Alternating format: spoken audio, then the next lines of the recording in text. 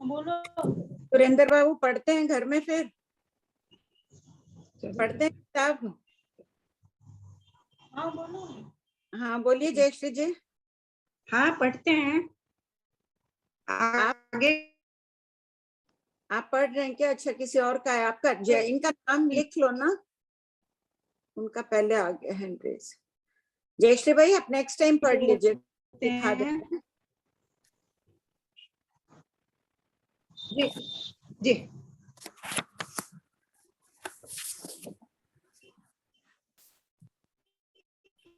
Lower hand कर दो। Lower hand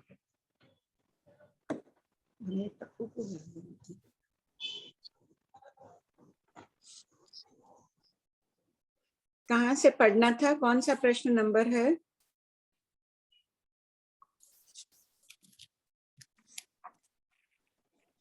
ध्यान है किसी को प्रश्न नंबर? वो कुछ बोल रहे हैं सुरेंद्र बाबू, नंबर?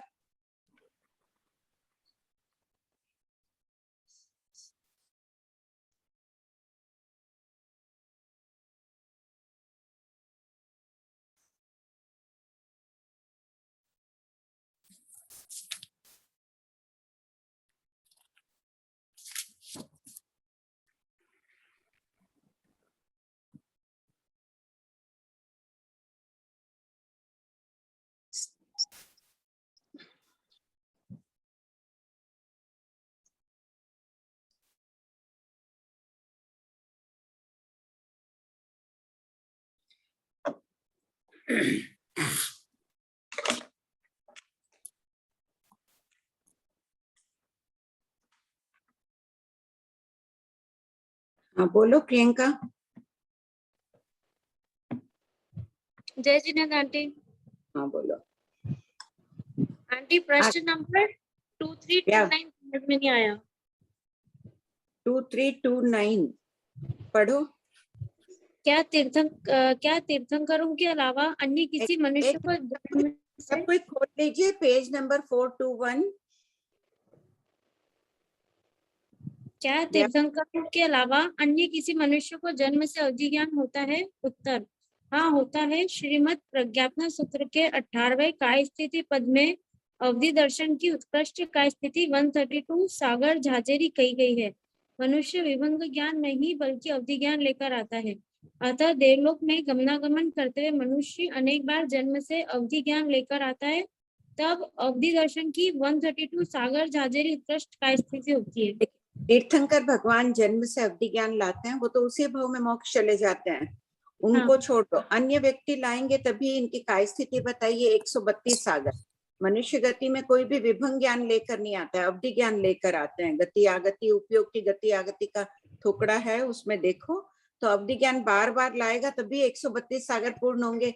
समकित की स्थिति है 66 सागरोपम जाजेरे, 66 सागरोपम तक समकित में रह जाएगा, फिर बीच में जाएगा, देवलोक में चला जाओ, चाहे मनुष्य में भी रहो, तो विभंग ज्ञानी होगा अवधि ज्ञानी से। अवधि दर्शन उसका कायम रहेगा। विभंग ज्ञान होने से भी अवधि दर्शन ही है, दोनों का ही अवधि दर्शन ही कहलाता है ना, अवधि ज्ञानी वो। तो थोड़ी देर विभंग ज्ञानी बना तो अवधि दर्शन उसका कायम रहा, वापिस समय दृष्टि बन के अवधि ज्ञानी रह गया। तो इस प्रकार ये प्रमाण है कि एक ही जीव अनेक बार संकित लेकर अवधि ज्ञान लेकर आता जाता है। लेकिन आंटी अगर जीव मिथ्या दृष्टि हो तो फिर भी क्या वो अवधि ज्ञान ही लेकर आएगा, विभंग ज्ञान लेकर नहीं आएगा? विभंग ज्ञान लेके नहीं आता है, यहाँ आने के बाद उत्पन्न हो सकता है उसको गर्भ में, लेकिन विभंग ज्ञान मनुष्य और तिर्यंश विभंग ज्ञान लेकर नहीं आते हैं। ये वाली लाइन किसकी अपेक्षा कही गई है कि मनुष्य विभंग ज्ञान नहीं बल्कि अवधि ज्ञान लेकर आता है? हाँ, मनुष्य विभंग ज्ञान नहीं लाता है, लेकिन अवधि ज्ञान तो लाते ही हैं। तीर्थंकर भगवान लेके आते हैं ना। लेकिन इसमें तीर्थंकर भगवान के अलावा का प्रश्न तीर्थंकर के अलावा से, क्योंकि वो अनेक बार गमनागमन करेगा। मान लो कि कोई जीव है, यहाँ से गया देवलोक में, 22 सागर की स्थिति 12वें देवलोक की है, वहां गया, वहां से फिर वो अवधि ज्ञान लेके आया, मनुष्य में प्रवेश किया अवधि ज्ञान, फिर 22 में गया, फिर मनुष्य में अवधि ज्ञान लेकर आया, फिर देवलोक में तो है ही वो अवधि ज्ञानी, वापिस 3 भव कर रहा है, तो वहां पे फिर 22 सागरोपम तक अवधि ज्ञानी रूप में रहा, अवधि ज्ञान रहा, वापिस मनुष्य में आ रहा है, अवधि ज्ञान लेकर आ रहा है। अब उसके संकेत की स्थिति पूर्ण हो गई तो वो अवधि ज्ञान से थोड़ी देर के लिए विभंग ज्ञान में चला गया, तो अवधि दर्शन उसका कायम रहा।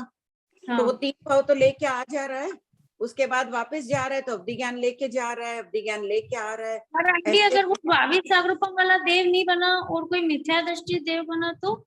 नहीं, तब नहीं, उस जीव के लिए बात ही नहीं कर रहे हैं। भगवान महावीर कह रहे हैं ऐसे भी अनेक जीव होते हैं, खाली वो 22 सागर तो मैं एक उदाहरण दे रही हूँ, कहीं से भी घटित कर लो। ये उन जीवों के बारे में बात हो रही है जो सम्यक दृष्टि जीव है, जो काल करके देवलोक में जाएंगे और वहां से भी संकेत लेके वापस मनुष्य में आएंगे।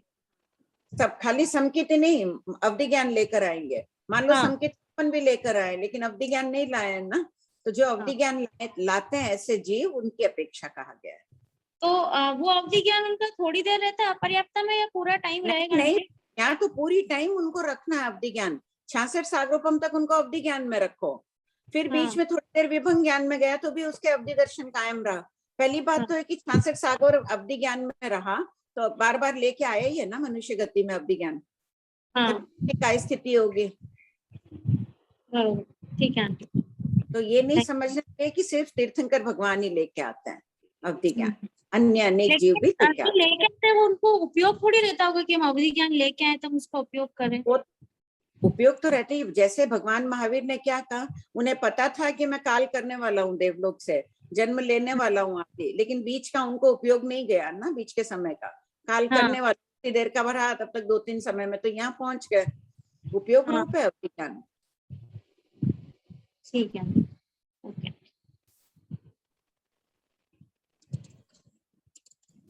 हाँ सुधा बोलो। प्रियंका तुम बन जाओ ना को होस्ट, वो नहीं है हाँ। श्वेता नहीं आई लग रहा है। ठीक है आंटी। हाँ मैं आपको कर देती हूँ।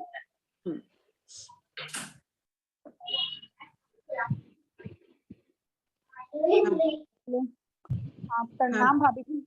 हाँ सुधा बोलो। मेरे को वो पूछना भाभी जी कि मिश्र परिणत पुद्गल होते हैं, उसको 516 भेजते हैं। हाँ तो कैसे मानना, जैसे अपने उदाहरण देते हैं मिर्च कलेवर का देते हैं या कपड़ा आदि का देते हैं। हाँ मिश्र परिणत पुद्गल। हाँ तो जैसे अभी अपने व्यक्ति अपने जितने प्रयोग परिणत पुद्गल के भेद हैं उतने के उतने मिश्र परिणत पुद्गल के भी भेद हैं। हाँ। तो पर्याप्त में मिश्र परिणत पुद्गल क्या मानेंगे? अपर्याप्त में मिश्र कई अपर्याप्त जीव काल कर जाते हैं ना। नहीं तो बैकरी के जीव तो नहीं करते ना, नरक और देवता के जीव तो नहीं करते। नहीं, पर्याप्त भले ही अपर्याप्त में मत करो, उनके द्वारा कोई भी हो, अन्य अच्छा वेक्रिय के अपर्याप्त लेना है ना, तो उनके द्वारा छोड़े गए पुद्गल तो होते ही हैं। प्रति समय पुद्गल निसरण हो रहे हैं, ग्रहण कर रहे हैं तो निसरण भी हो रहा है, उन पुद्गलों की अपेक्षा जानना है। हाँ तो सभी में ये मानना है, सभी में ये तो मान ही सकते हैं, बाकी जो एक्स्ट्रा हो गया वो ये जैसे अपने पड़ा है शरीर या वो सब है वो गए, लेकिन हाँ। जिसमें सब भी है छोड़े हुए पुद्गल भी मानने होंगे ना। हाँ हाँ हाँ मानना है, नहीं तो कैसे घटित होगा अपर्याप्त में। सबके क्लियर हो गया ये प्रश्न? पर्याप्त सभी में ही हो जाएंगे ना भाभी जी? हाँ, पर्याप्त सभी में ही हो जाएगा। अभी भी जो औजारिक के पुद्गल निकल रहे हैं शरीर से वो मिश्र परिणत हो गए, शरीर रहित हो गए, है वो भी हो जाएगी ना कि वो परिणत होकर और निकल सभी प्रकार के पुद्गल। हाँ तो उनमें जो वर्ण गंध आदि में कुछ परिणमन होगा तब माना जाएगा ना, नहीं तब तो अपने औदारिक परिवर्तन तो देखो होता ही है प्रति समय, पर्याय परिवर्तन कुछ न कुछ तो होती है, दुर्गंध बढ़ गई या घट गई या कुछ न कुछ तो होता ही रहता है।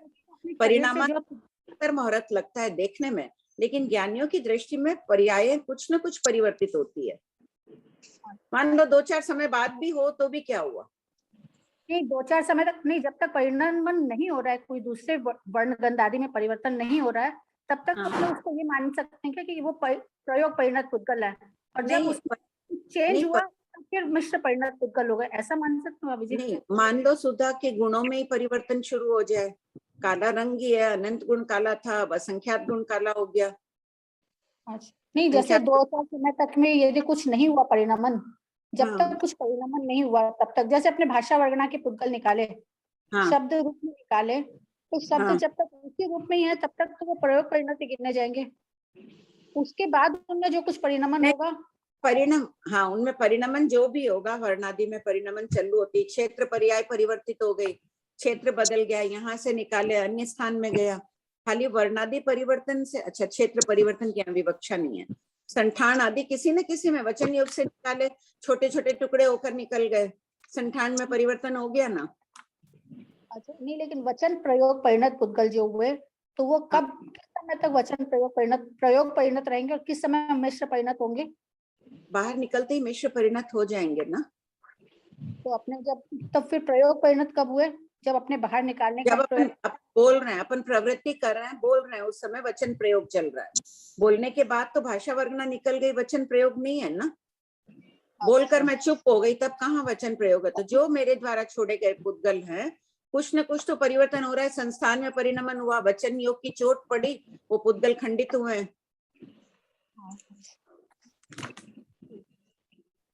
ठीक है भाभी जी। हाँ, बहुत अच्छा। शीतल जी गांधी आप पूछ लीजिए। जय जिनेन्द्र आंटी। जय जिनेन्द्र आंटी, एक तो ये लास्ट क्लास से था क्वेश्चन कि जो मन पर्यव ज्ञान किसी को होता है आंटी, तो क्या वो तीर्थंकर भगवान के मन को भी पढ़ सकते हैं क्या? मतलब जान सकते हैं क्या? तीर्थंकर भगवान तो मन का प्रयोग स्व के लिए करते ही नहीं है। उनके तो मति श्रुत ज्ञानावर्णी कर्म, मति ज्ञानावर्णी कर्म ही नहीं है आत्मा पर। केवल पांचों ज्ञानावर्णी क्षय हो जाती है ना, केवल ज्ञान तो प्रकट आंटी उनके मन में विचार तो आते होंगे ना आंटी? नहीं, उनके आते ही नहीं है। वो तो केवल ज्ञान केवल दर्शन में ही रमण करते हैं।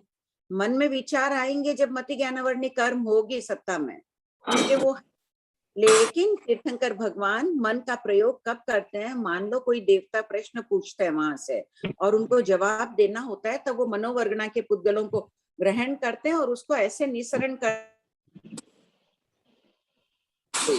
अगर विचार ऐसे लिख दिया तो वो वहां से मनोवर्गना लब्धि संपन्न देव होते हैं, वो उसको देख लेते हैं मनोवर्गना के पुद्गलों को और अपने जाते हैं। बाकी वो मन में सोचते ही नहीं है। वो तो केवल ज्ञान केवल दर्शन में रमण करते हैं। केवल ज्ञान अरूपी है, उसको तो छद्मस जीव देख नहीं सकेंगे, मन परिज्ञानी अवधि ज्ञानी। ठीक है आंटी जी।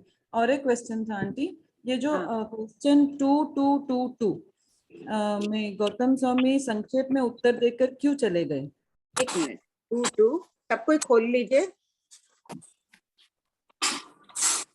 Page number. आंटी मेरे पास पीडीएफ है तो पेज नंबर 402 है। 402 आंटी। प्रणाम आंटी। हाँ, इसमें आंटी है उसमें गमन करने की निर्दोष प्रवृत्ति इरिया समिति का विवेक पूर्वक पालन करने हेतु साधु को रास्ते में रुककर 5 प्रकार की स्वाध्याय वाचना, पूछना, परावर्तना, अनुप्रेक्षा और धर्मकथा नहीं करनी चाहिए। तो ये परावर्तना क्या होता है आंटी? परावर्तना मतलब सीखा हुआ ज्ञान दोहराना। हाँ, तो और अनुप्रेक्षा मतलब? चिंतन करना। आंटी आपकी आवाज कट गई। अनुप्रेक्षा यानी चिंतन करना। तो आंटी वो चिंतन भी नहीं कर सकते क्या? नहीं, भी नहीं, भगवान की आज्ञा नहीं है। क्योंकि अगर किसी विषय में चिंतन करेंगे, नीचे देखते हुए चलना चाहिए। जीववादी रहेंगे तो उपयोग नहीं रहेगा, जीव हिंसा हो सकती है। तो इसका मतलब आंटी हम अभी कभी विहार में उनके साथ अगर चलना पड़ जावे तो फिर हमें भी क्वेश्चंस वगैरह नहीं पूछने चाहिए? नहीं पूछना चाहिए। अच्छा।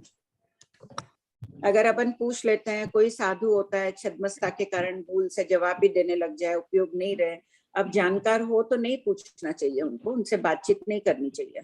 अच्छा आंटी, ये पहले पता नहीं था। मुझे लगा कि उनसे बात करना उल्टा हमारा थोड़ा सा ज्ञान बढ़ जाता है, पर इसमें तो उन्होंने लिखा है कि ये करना ही नहीं चाहिए, तो फिर हमारे कारण उनको भी ये होता है फिर।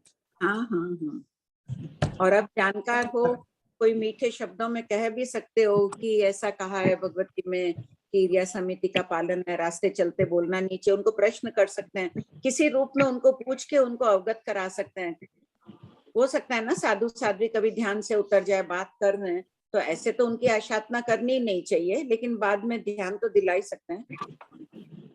आंटी मौन ही ले लेते हैं। मेरा तो बहुत कितनी बार काम पड़ा ऐसे गोचरी में साथ में जाने का, और बिहार में मौन ले लेते हैं सब लोग। आज वो कर रही है ना प्रियंका, तुम आई नहीं ना? हाँ आंटी, एकाशन खोले। हाँ कोई इश्यू नहीं आंटी। पूछूं मैं श्वेता जी, मैं पूछूं? हाँ बोलो। हाँ हाँ हाँ। प्रणाम भाभी। जय जिनेन्द्र। आपके वो 516 क्लियर हो गए? हाँ 516 भेद क्लियर हो गए ना?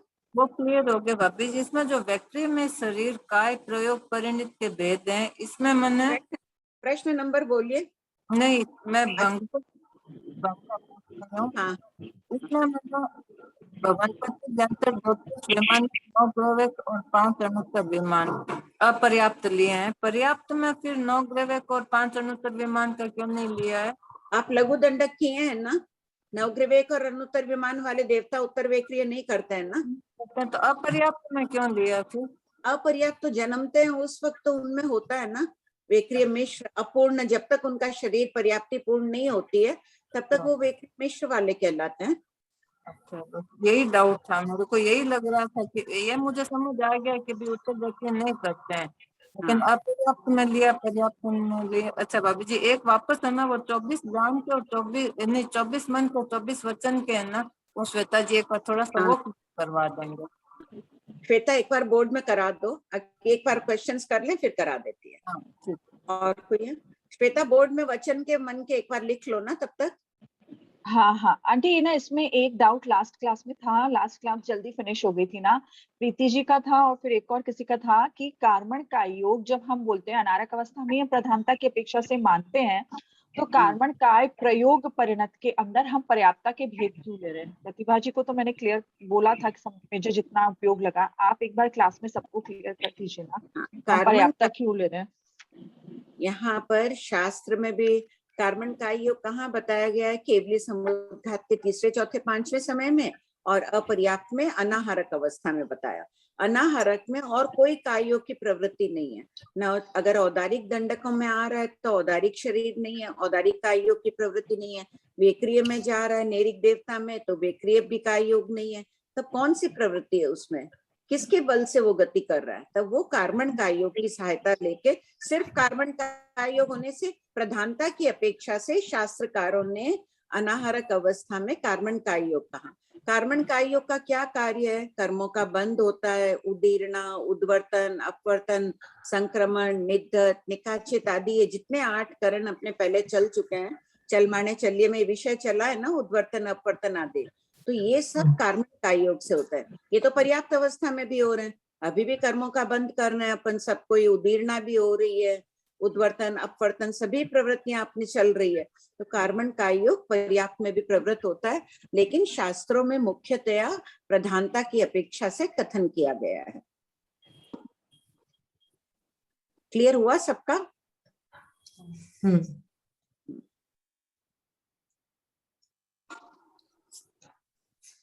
और अगर किसी के आचार्य श्री आदि अभी अपन सब मिलकर अध्ययन कर रहे हैं, अगर इस बात को नहीं अभी स्वीकार्य है तो जो अपने अपने आचार्य की जो धारणा हो उसे स्वीकार कर लेना चाहिए, उस पर शंका समाधान नहीं रखना चाहिए। क्योंकि देखो संसार में वैद्य अनेक, डॉक्टर अनेक प्रकार के हैं, तो आचार्य आदि भी एक तरह से डॉक्टर ही है, वो अपनी कर्म रूपी बीमारी को मिटाने वाले डॉक्टर हैं। उनके बिना चतुर्विध संग रह नहीं सकता है, तीर्थ कायम नहीं रह सकता है।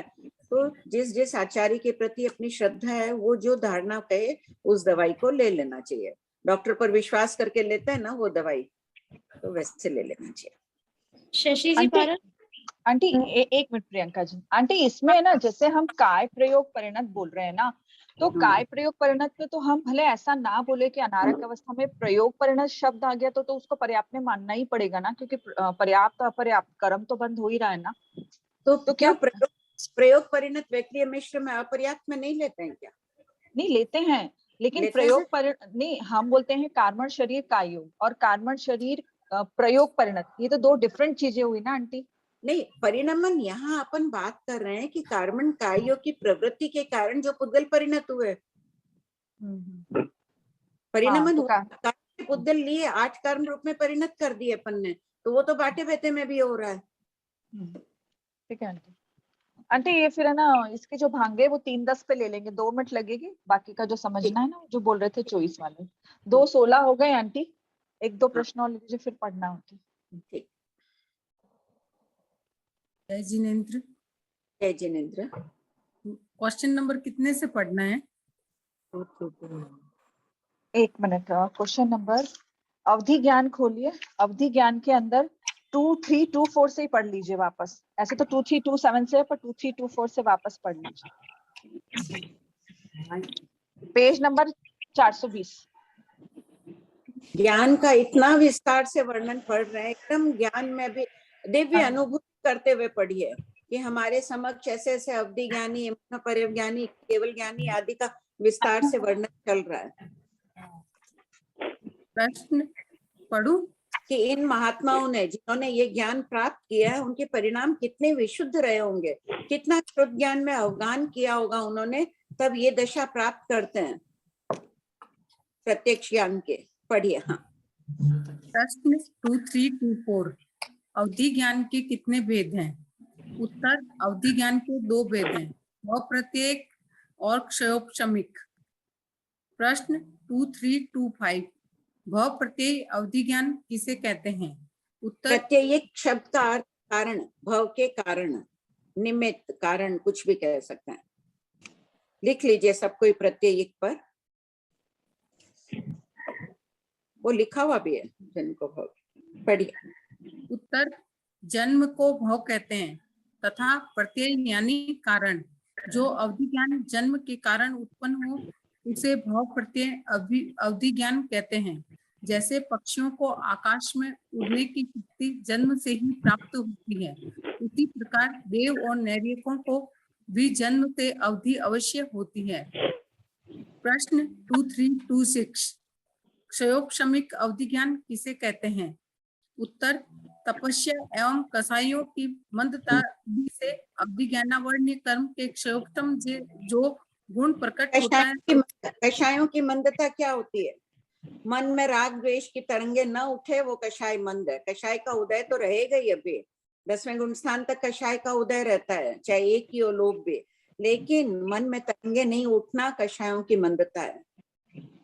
इस समय सब कोई अपन चित्त शांत करके बैठे, गृहस्थ है, कोई बात दिमाग में आती है, कुछ न कुछ चलता है, सब मन से हटा देने चाहिए जब ज्ञानार्जन करते हैं तब।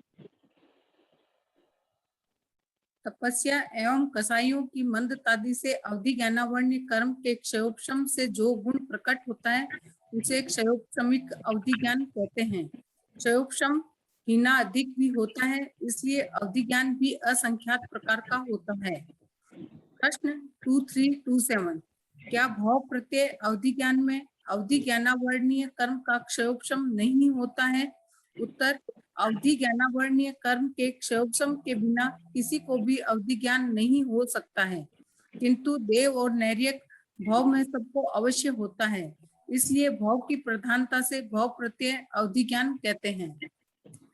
प्रश्न 2328 मनुष्य और तिर्यंच में कौन सा अवधि ज्ञान होता है? उत्तर, इनमें क्षयोपशमिक अवधि ज्ञान होता है। यद्यपि तीर्थंकर आदि को जन्म से ही अवधि ज्ञान होता है, किंतु वह उनके विशिष्ट गुणों के कारण होता है, इसलिए उनके अवधि ज्ञान को भव प्रत्यय अवधि नहीं कहते हैं। प्रश्न 2329 क्या तीर्थंकरों के अलावा अन्य किसी मनुष्य को जन्म से अवधि ज्ञान होता है? उत्तर, हाँ होता है।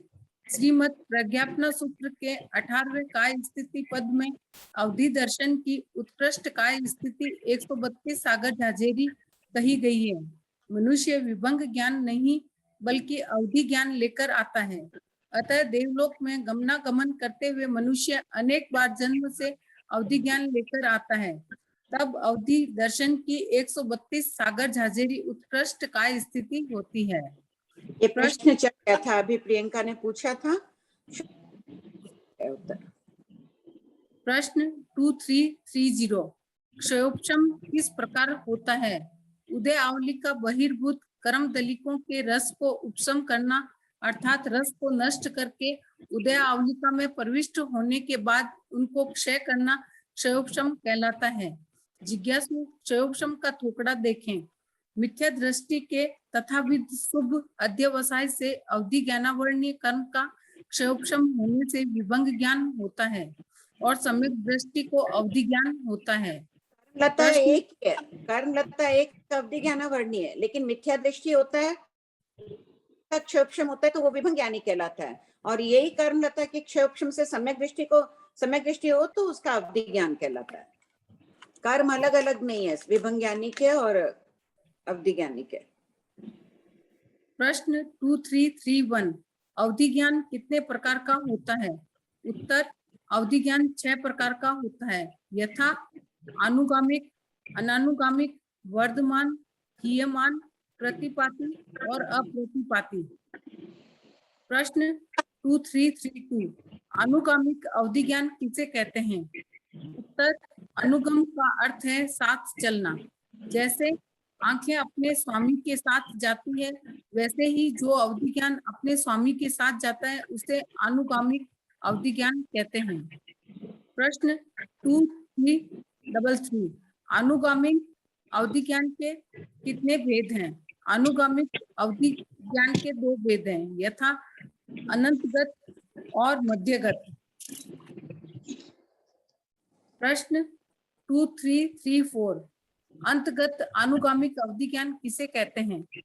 उत्तर विचित्र क्षयोपम से जिस अवधि ज्ञान से किसी एक आदि दिशा के रूपी पदार्थ जाने जा सकते हैं उसे अंतगत अनुगामिक अवधि ज्ञान कहते हैं। जैसे अंधकार में टॉर्च को सामने या पीछे या दाएं या बाएं रख कर चलें।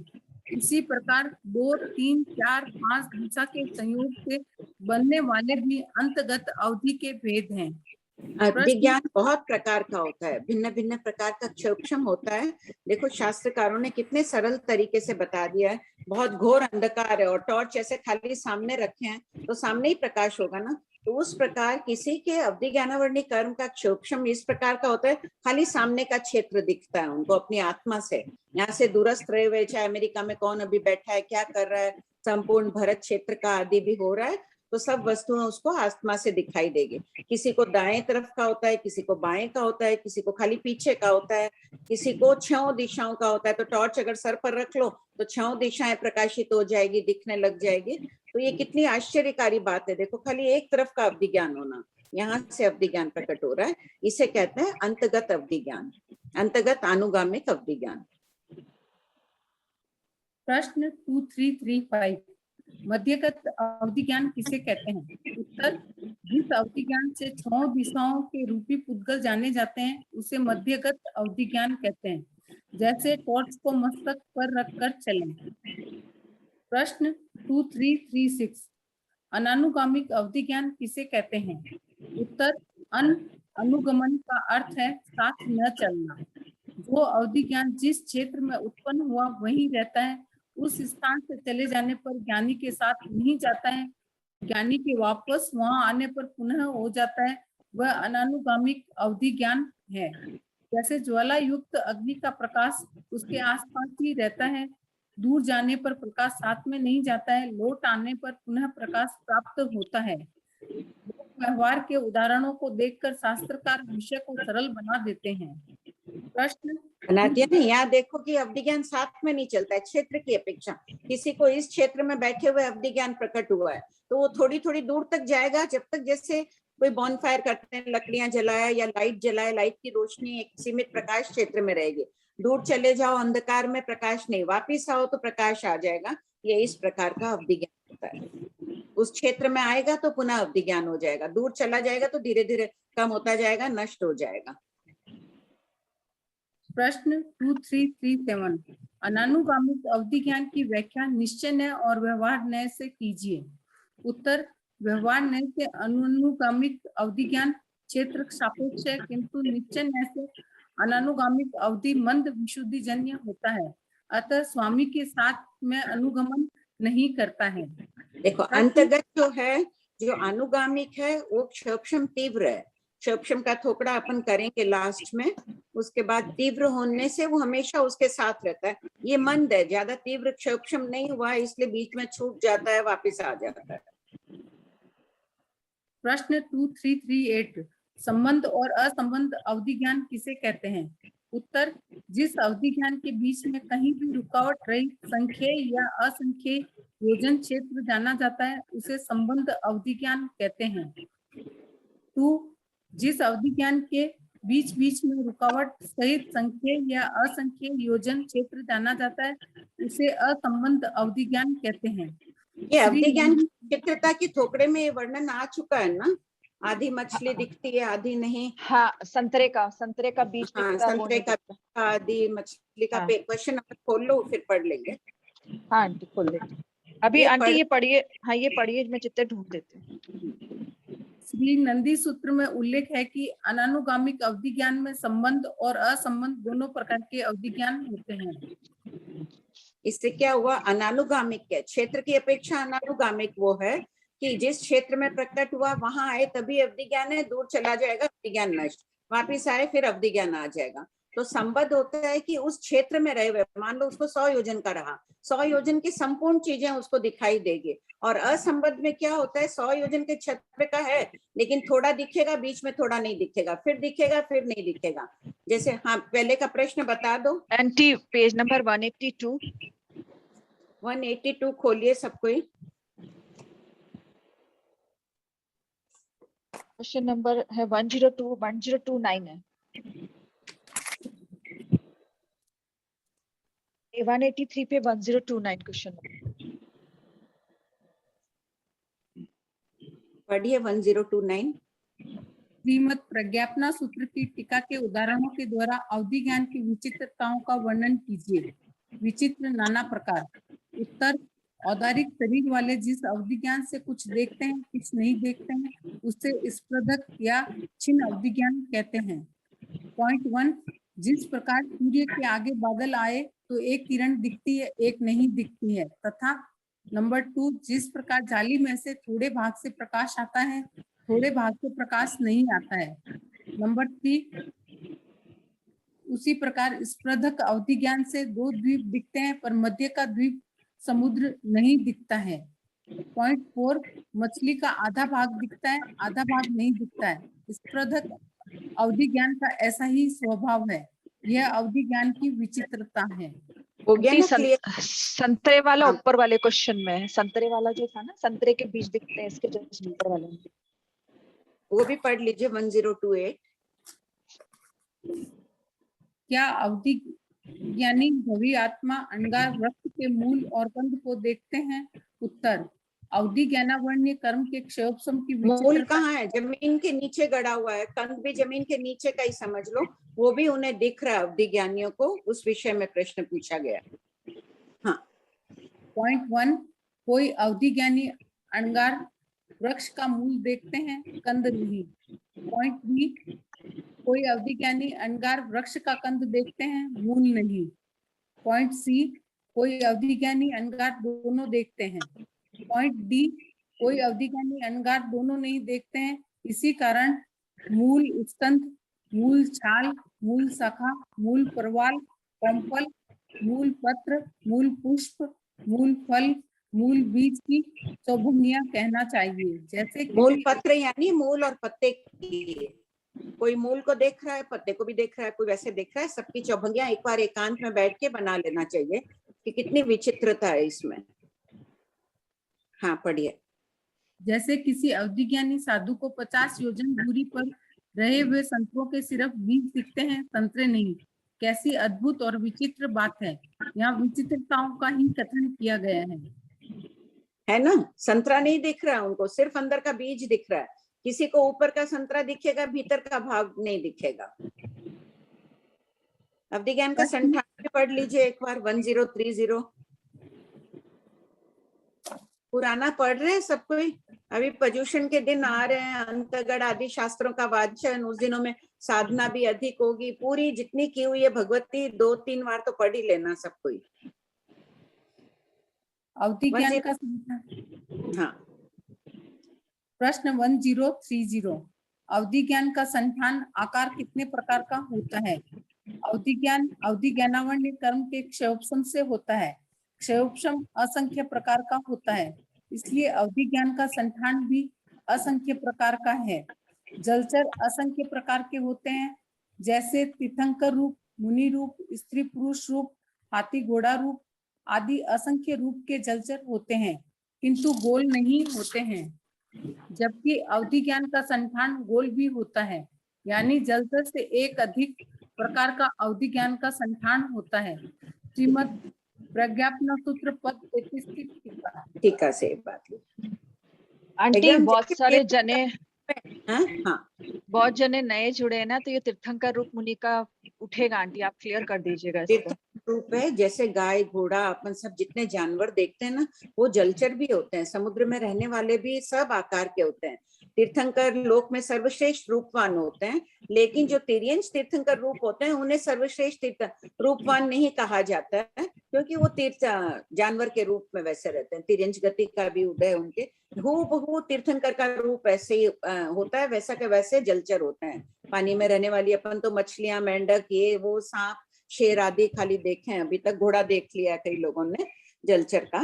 तो और मुनिराज जैसे साधुओं के मान लो मुंहपत्ती बंधी हुई, हाथ में वो रजोहरण आदि रहता है, उसी प्रकार के तिर्यंश भी होते हैं कि उनके हाथ में ऐसे ही स्वतः ही मांस का लोथड़ा उसी ढंग से रजोहरण आदि रूप में, उनके मुंह के आगे वो कपड़े जैसे लगा हुआ रहेगा, सभी चमड़े का ही उनका आकार वैसे ही रहेगा। सुंदर स्त्री के रूप का, पुरुष के रूप का, हर जानवर के रूप का, मनुष्य के रूप का, हर आकार के जलचर होते हैं। ये जलचर स्वयंभू रमण समुद्र में होते हैं इतने प्रकार के। सबसे बड़ा समुद्र स्वयंभू रमण समुद्र है, वहां प्रत्येक प्रकार के जलचर मिलते हैं। यहाँ के समुद्रों में तो अभी कम ही प्रकार के देखने के मिलते हैं। महापुरुषों ने कितना ज्ञान हमें बताया, देखो टीका आदि के माध्यम से। पढ़िए। प्रश्न 2339 आभ्यंतर अवधि किसे कहते हैं? उत्तर, जन्म से अनुगामिक मध्यगत 6 दिशाओं को जानने वाला और संबंध अवधि ज्ञान को आभ्यंतर अवधि कहते हैं। यह नैर्यक, देवता और मनुष्य को होता है। प्रश्न 2340 बाह्य अवधि किसे कहते हैं? उत्तर, जो अवधि ज्ञान जन्म से न हो उसे बाह्य अवधि कहते हैं। यह अनुगामी, अनानुगामी, संबंध, असंबंध आदि सभी प्रकार का होता है। यह मनुष्य और संगीत तिर्यंश पंचेंद्रियों को होता है। प्रश्न, क्योंकि नैरिक देवता को तो जन्म से ही होता है, उनके तो आभ्यंतर अवधि होता है। मनुष्य में तो आभ्यंतर अवधि किसी किसी को होता है। देखो नैरिक देवता और मनुष्य और तिर्यंश वो अवधि ज्ञान लेकर नहीं आते हैं, उनको जन्म से अवधि ज्ञान नहीं होता है। मनुष्य को होता है, तीर्थंकर के अलावा अन्यों को भी होता है। प्रश्न 2341 वर्धमान अवधि ज्ञान किसे कहते हैं? उत्तर, वर्धमान का अर्थ है बढ़ता हुआ। उत्तरोत्तर प्रशस्त अध्यवसायों से जो अवधि ज्ञान शुक्ल पक्ष के चंद्रमा की तरह धीरे धीरे बढ़ता है उसे वर्धमान अवधि ज्ञान कहते हैं। यह मनुष्य और तिर्यंश पंचेंद्रिय को होता है। देवों के अवस्थित अवधि ज्ञान होता है, उनका जैसे जन्म के समय जितना अवधि ज्ञान होता है जीवन पर्यंत उतना ही रहता है, ना उनका घटता है ना बढ़ता है। मिथ्या दृष्टि हो जाए तो विभंग ज्ञान हो जाएगा, वो अलग बात है, उनका अवस्थित कहलाता है। प्रश्न, जब एकांत में पढ़ो तो ध्यान देते रहना, वर्धमान है तो क्यों नहीं हो रहा है देवताओं को, नेरिक को, उनके अवस्थित अवधि ज्ञान है नेरिक और देवों के, इसलिए न घटता है न बढ़ता है। प्रश्न 2342 अवधि ज्ञान की वृद्धि किस प्रकार होती है? अवधि ज्ञान की वृद्धि द्रव्य, क्षेत्र, काल भाव में होती है। किसी का अवधि ज्ञान एक दिशा यावत, किसी का सभी दिशाओं में बढ़ता है। अथवा पॉइंट 1 किसी की सिर्फ पर्याय, पॉइंट 2 किसी की पर्याय व द्रव्य, पॉइंट 3 किसी की पर्याय द्रव्य क्षेत्र और पॉइंट 4 किसी का चारों विषय बढ़ता है। एक मिनट इसका देखें, किसी का अवधि ज्ञान बढ़ रहा है, मान लो सामान्य रूप से कोई अवधि ज्ञानी है, संपूर्ण भरत क्षेत्र को देख रहा है, तो उसमें उसके खाली द्रव्य बढ़ रही है, उस क्षेत्र में रहे हुए जो द्रव्य है वो ज्यादा देखने की शक्ति आ जाती है। पहले उसमें द्रव्य की देखने की क्षमता कम थी, सिर्फ वही वर्धमान हुआ। और किसी के पर्याय क्षेत्र नहीं बढ़ा है, खाली वहां पे जो रही हुई है परिवर्तनशील अवस्थाएं जो भी रूपी पुद्गलों की है वो पर्याय देखने की शक्ति बढ़ गई उसकी। और किसी के पर्याय और द्रव्य भी ज्यादा देख रहा है, मान लो कि यहाँ अभी टेबल पे 10 चीजें पड़ी है तो वो 10 चीजों को देख रहा है, उनकी परिवर्तनशील अवस्थाएं भी ज्यादा देख रहा है, 2 बढ़ी उससे। किसी की पर्याय द्रव्य क्षेत्र भी बढ़ गया, भरत क्षेत्र से अधिक भी वो देखने लग गया है, द्रव्य भी बढ़ गए उसके, और पर्याय भी परिवर्तनशीलता आदि का भी भाव उसके देखने के बढ़ गए। किसी का चारों विषय बढ़ जाता है। और ह्यमान होगा, किसी का घटेगा तो उनका भी ऐसे ही घटेगा, किसी का द्रव्य देखने की क्षमता घटेगी, किसी की क्षेत्र घटेगी, किसी की काल घटेगी, काल भी बढ़ता है धीरे धीरे। कोई होता है कि अतीत काल अनागत काल 100 वर्ष देख रहा है, तो उसकी बढ़ेगी तो 101 वर्ष तक देखने की क्षमता आ जाएगी, घटेगी तो 100 में से 90 वर्ष देखने की क्षमता आ जाएगी कि अगले 90 साल तक वो व्यक्ति क्या करेगा क्या नहीं करेगा, साक्षात दिखने लग जाता है आत्मा से। पढ़िए। प्रश्न 2343 हीयमान अवधि ज्ञान किसे कहते हैं? उत्तर, हीयमान का अर्थ है घटता हुआ।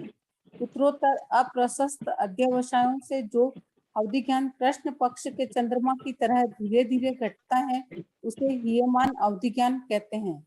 यह मनुष्य और तिर्यंच को होता है। हो गया ना? हीयमान क्यों नहीं हुआ नैरिक देवता को? क्योंकि उनके अवस्थित है, न घटता है न बढ़ता है। प्रश्न 2344 अवधि ज्ञान की हानि किस प्रकार होती है? उत्तर, किसी की एक दिशा यावत किसी की 6 दिशाओं में हानि होती है, अथवा किसी की पर्याय यावत किसी की चारों विषय द्रव्य क्षेत्र काल भाव में हानि होती है। जैसे अवधि ज्ञान कम हो रहा है, कोई 6 दिशा का देख रहा था तो अब उसको 5 दिशा का ही देखने का सामर्थ्य है। 2 दिशा का देख रहा था तो एक ही दिशा का देखने का सामर्थ्य है। क्षेत्र 100 योजन देख रहा था तो 50 योजन का ही अब सामर्थ्य रहा उसमें।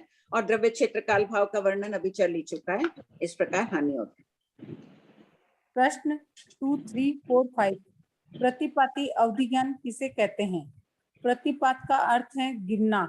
जो अवधि ज्ञान संक्लिष्ट अध्यवसाय संक्लिष्ट अध्यवसाय को अंडरलाइन कर लीजिए।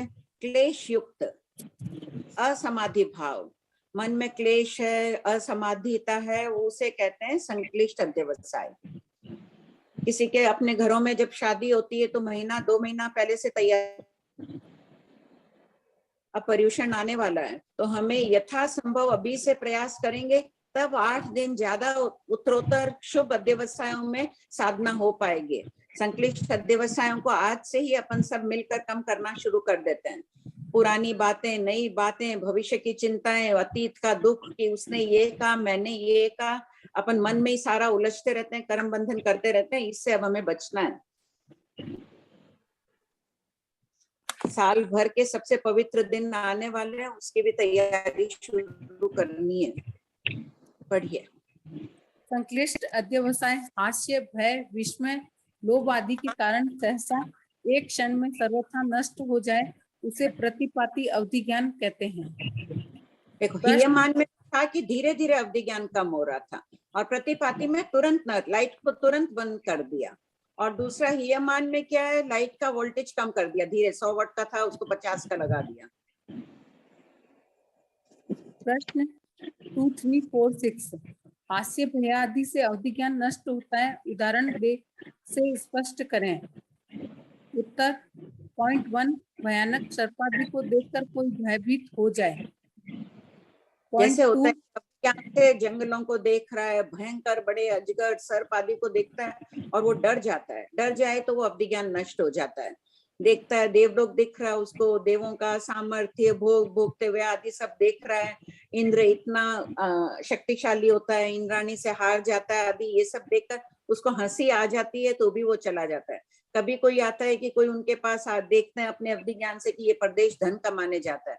मन में सोच ले कैसा मूर्ख है, इसके घर के नीचे तो अपार धन का खजाना गड़ा हुआ और ये धन खोजने कमाने के लिए जा रहा है, तब भी अवधि ज्ञान नष्ट हो जाता है। और रत्नों के खजाने आदि भरत क्षेत्र सभी क्षेत्रों में रत्न इतने रहते हैं, उनको दिख जाते तो आश्चर्यचकित हो जाए कि इतना भी धन होता है क्या लोक में। या फिर पदवी आदि का लोभ आ जाए, क्रोध आदि आ जाए तो भी अवधि ज्ञान नष्ट हो जाता है। जो चीज अवधि ज्ञान एक रिद्धि है, संपत्ति है, उसको भी संभाल के रखने के लिए परिणामों को भी शुद्ध रखना पड़ता है। जैसे अपन अपने धन की सुरक्षा के लिए अलमारी, तिजोरी आदि रखते हैं, उसी प्रकार इन प्रत्यक्ष ज्ञानों की भी सुरक्षा करनी पड़ती है। पढ़िए 2346। पॉइंट 2 देवों की क्रीड़ा, खेल, नाटक आदि देखकर हंसी आ जाए, अथवा हंसी आ जाए कि घर के नीचे धन गड़ा हुआ है और प्रदेश धन कमाने जा रहा है। पॉइंट 3 रत्नों के खजाने आदि देखकर आश्चर्यचकित हो जाए। पॉइंट 4 पदवी आदि का लोभ हो जाए तो अवधि नष्ट हो जाता है। प्रश्न 2347 किसी को अगर अभी अवधि ज्ञान का निषेध नहीं है, परम अवधि ज्ञान का निषेध है, सामान्य अवधि हो सकता है। अगर किसी को अपनी साधना के बल पर प्रकट हो जाए तो ध्यान रखना, विवेक रखना। पढ़ना। प्रश्न 2347 प्रतिपाती अवधि ज्ञान का विषय कितना है?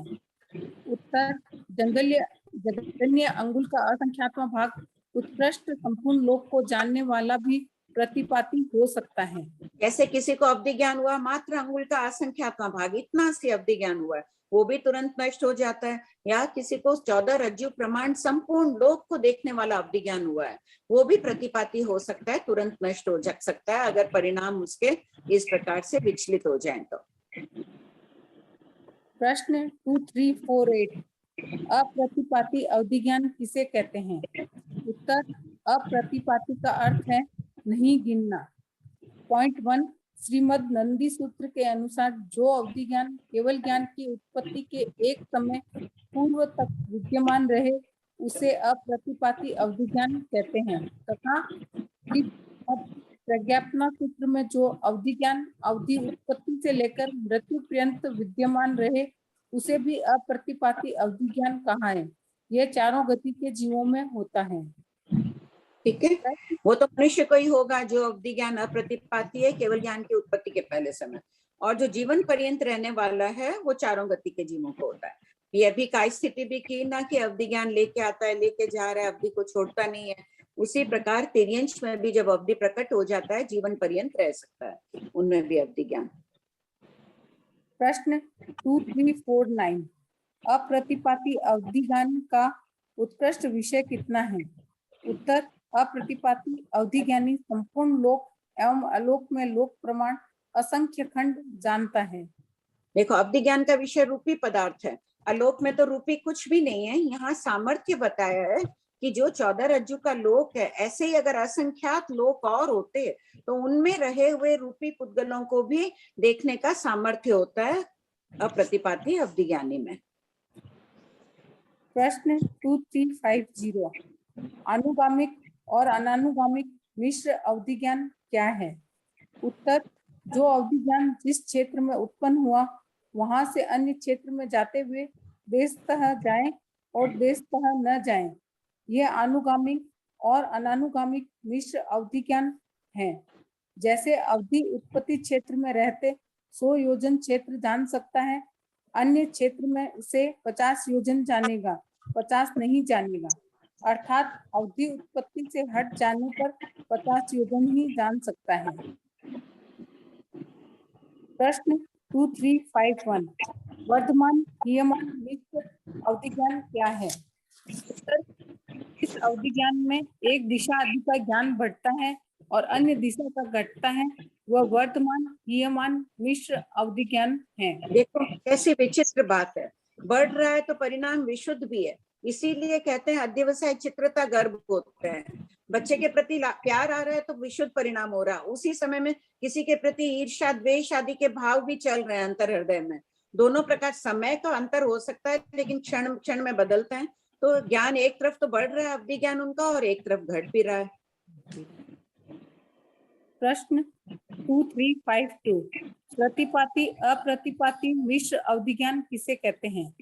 उत्तर पूर्व में जितना अवधि ज्ञान था उसका एक भाग एक क्षण में नष्ट हो जाए प्रतिपाती, और एक भाग केवल ज्ञान की उत्पत्ति के एक समय पूर्व तक रहे अप्रतिपाती। उसे अप्रतिपाती मिश्र अवधि ज्ञान कहते हैं। ठीक है, सभी को केवल ज्ञान, जिनको अवधि ज्ञान है, जरूरी नहीं कि सभी परम अवधि ज्ञानी बने, सामान्य मध्यम अवधि ज्ञान भी रह सकता है और केवल ज्ञान प्राप्त हो सकता है उनको। तो जितना अवधि ज्ञान था उसमें थोड़ा घटा और बाकी जो है वो पड़ा रह गया, वो केवल ज्ञान प्राप्त होगा तब तक रह सकता। प्रश्न 2353 नैर्यक देवता मनुष्य और संगीत तिर्यंश में अवधि ज्ञान के कितने भेद पाए जाते हैं?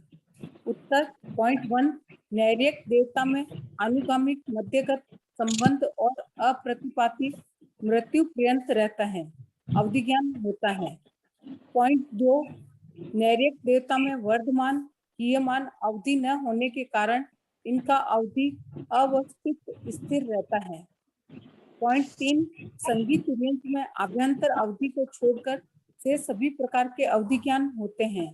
पॉइंट 4, मनुष्य में अवधि ज्ञान के सभी प्रकार पाए जाते हैं। प्रश्न 2, 3, 5, 4, 1, 2 आदि दिशा वाले अवधि ज्ञान की प्रवृत्ति किस प्रकार होती है? उत्तर पॉइंट 1, चक्षु दृष्टावर्ण्य कर्म का क्षयोपशम संपूर्ण आत्म प्रदेशों पर होता है, किंतु चक्षु इंद्रिय से ही देखा जाता है। उसी प्रकार अवधि ज्ञानावर्णीय कर्म का भी क्षयोपशम संपूर्ण आत्म प्रदेशों पर होता है, किंतु नाभि से ऊपर के शुभ चिन्ह, कमल, कलश, शंख, स्वास्तिक आदि आकार वाले स्थानों से ही एकादि दिशा वाले अवधि ज्ञान की प्रवृत्ति होती है। पॉइंट 2, विभंग ज्ञानी यदि अवधि ज्ञानी हो जाए तो गिरगिट आदि अशुभ आकार वाले स्थान से विभंग मिटकर ऊपर शुभाकार से प्रकट हो जाता है, और अवधि ज्ञानी यदि विभंग ज्ञानी हो जाए तो इससे विपरीत होता है। पॉइंट 3, कसाय पाहुड़ एवं जय ज्वाला टीका गाथा 13 में वर्णन है कि मात्र गुरु उपदेश से यह तथ्य प्राप्त है।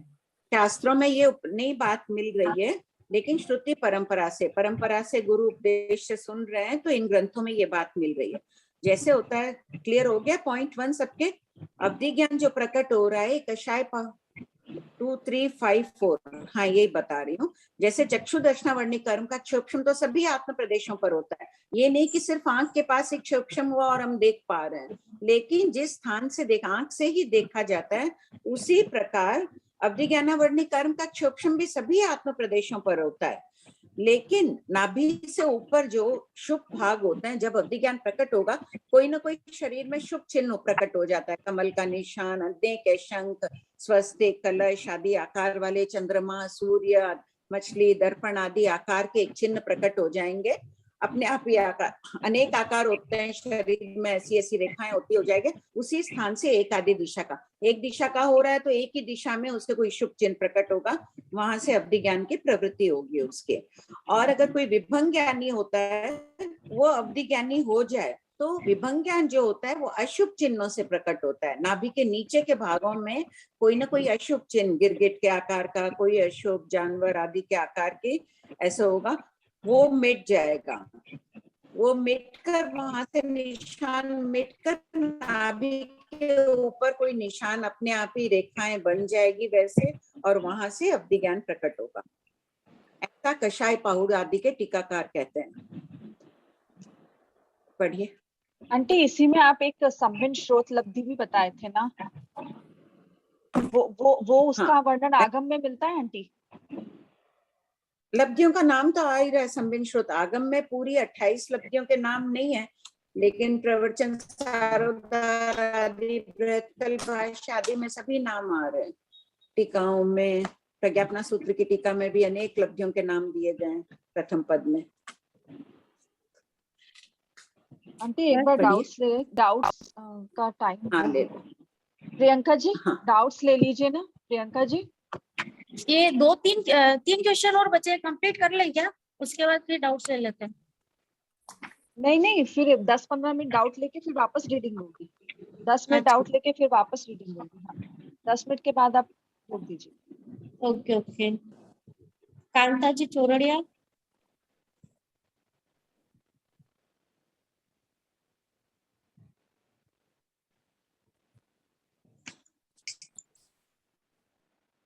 कांता जी चोरड़िया।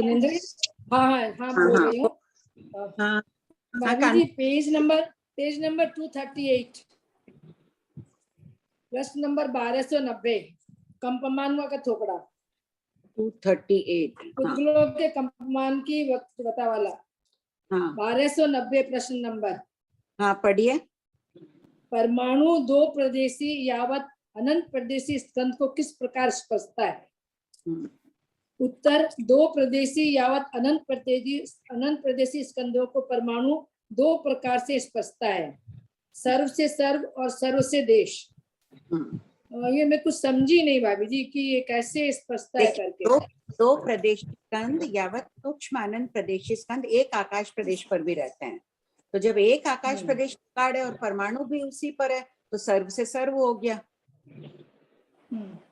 ठीक है। और अगर दो प्रदेशी स्कंद यावत अनंत प्रदेशी स्कंद दो प्रदेश अवगाढ़ है, तो ये परमाणु है हाथ में, मेरे हाथ में ये पेन वाला परमाणु, ये तो इसका एक देश को स्पर्श कर रहा है ना, इधर वाले को स्पर्श नहीं कर रहा है।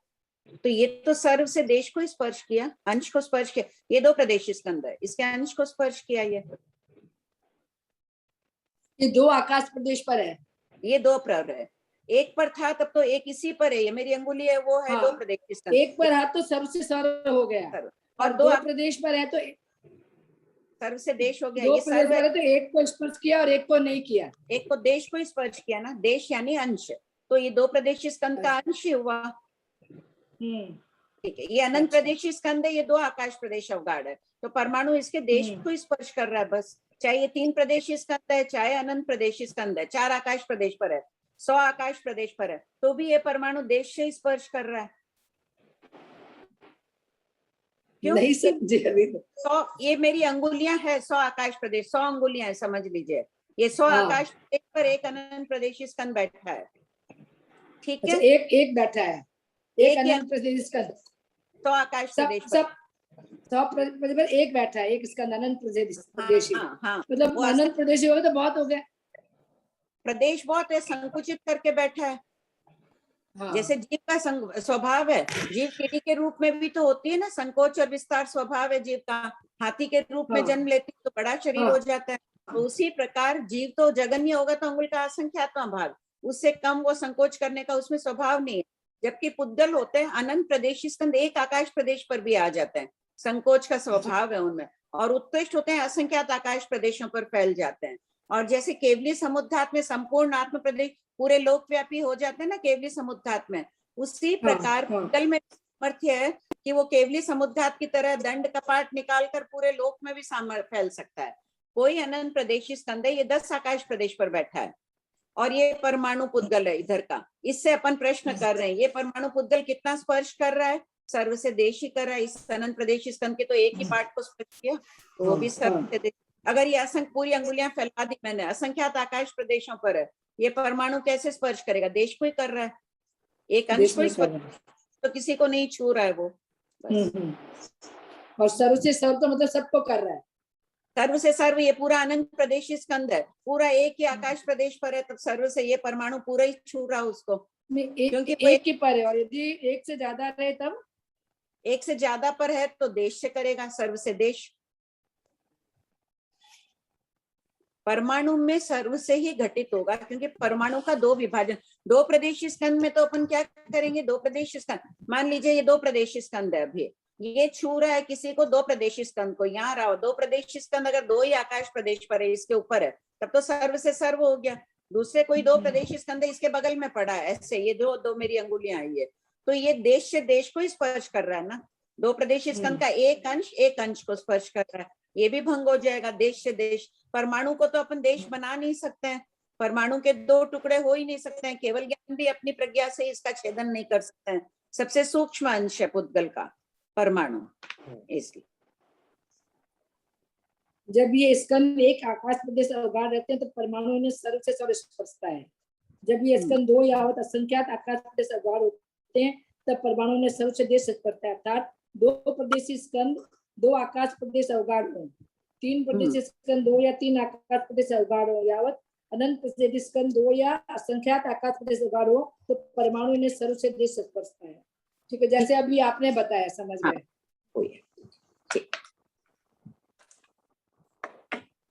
प्रणाम कंचन भाई। हाँ बोलिए। वो जो अनुगामिक अननुगामिक है ना, तो अनानुगामिक नहीं अननुगामिक होना चाहिए। आपने न में हलन दे के अ किया है। क्वेश्चन नंबर बोलिए। ये जो इसका अभी चल के भेद है ना, अनुगम अनुगम, तो अनानुगामिक की जगह अननुगामिक होना चाहिए। नहीं, शास्त्र में ये जैसे आपने उसका वो संधि विच्छेद किया है ना, न में हलन दे के अ लिखा है, तो वो न ही होगा, ना नहीं होगा। लेकिन शास्त्र में यही शब्द दिया हुआ है, अनुगमन का अर्थ है साथ न चलना। न में हलंत होना चाहिए, क्या आप कह रहे हैं? न में हलंत है, आपने दिया है, तो इसलिए न में हलंत और अ होने से अ न ही होगा, अननुगामिक होगा, अनानुगामिक नहीं होगा। शास्त्र में यही शब्द है। संधि विच्छेद इतना ज्यादा तो मेरे को आता नहीं, लेकिन है। मेरे को तो आता है संधि विच्छेद, इसीलिए मैं आपको बता रही हूँ। प्राकृत भाषा में कुछ अलग होता होगा। हाँ, एक्चुअली अनुगम का अर्थ यह है, तो अनुगमिक होगा, अननुगामिक होगा मेरे हिसाब से। फिर आप देख लीजिएगा अगर शास्त्र में लिखा है। ठीक, मैं बोलूं? जय जिनेन्द्र आंटी। हिंदी की व्याकरण की बहुत जानकारी है सुधा बाई को। हाँ बोलिए। जय जिनेन्द्र आंटी, प्रणाम। हाँ बोलो शिल्पा। हाँ आंटी, मेरा डाउट है कि ये अवधि ज्ञान जो है वो युगलिक को भी होता है क्या? नहीं नहीं, युगलिक में सिर्फ मतिश्रुत ज्ञान रहता है। वो लोग सम्यक दृष्टि जीव नहीं होते आंटी? सम्यक दृष्टि, अपन भी सम्यक दृष्टि है अवधि ज्ञान। हाँ वो तो नहीं है। तो अभी पंचम आर्य में अवधि ज्ञान तो अंतर मुहूर्त के लिए होता है ना आंटी? नहीं, जरूरी नहीं है अंतर मुहूर्त के लिए हो, अधिक काल के लिए भी रह सकता है। अभी रह सकता है। केंद्र है, बाकी अवधि का निषेध नहीं है।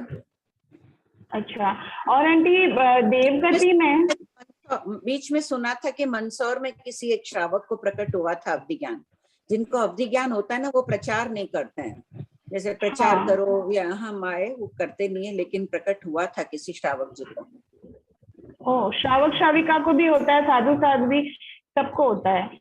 अच्छा, आनंद श्रावक का वर्णन तो उपासक देशांग सूत्र में का सब कोई जानते ही होंगे। उनको तो बहुत विशाल अवधि ज्ञान प्रकट हुआ था। इस किताब में आ भी जाएगा आनंद श्रावक का वर्णन शायद। अच्छा, और आंटी जैसे देवगति में देव तो वेज भी होते हैं, नॉन वेज भी होते हैं, तो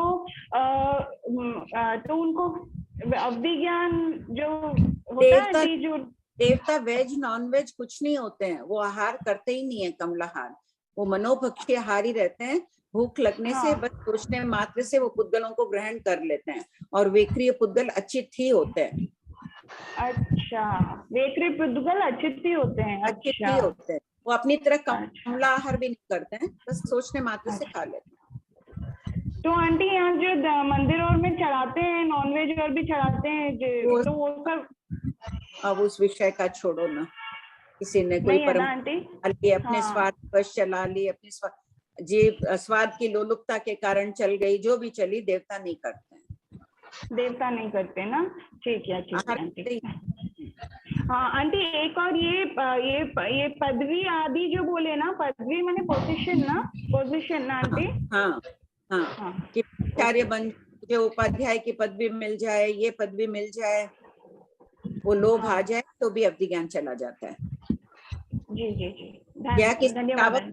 कोई श्रावक श्राविका को भी हो गया, मैं प्राइम मिनिस्टर बन जाऊं, प्रेसिडेंट बन जाऊं, ऐसा सब लोग आ जाए तो चली जाएंगे।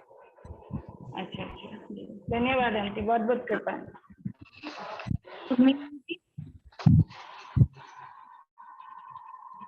हाँ, जय जिनेन्द्र आंटी, प्रणाम करती हूँ।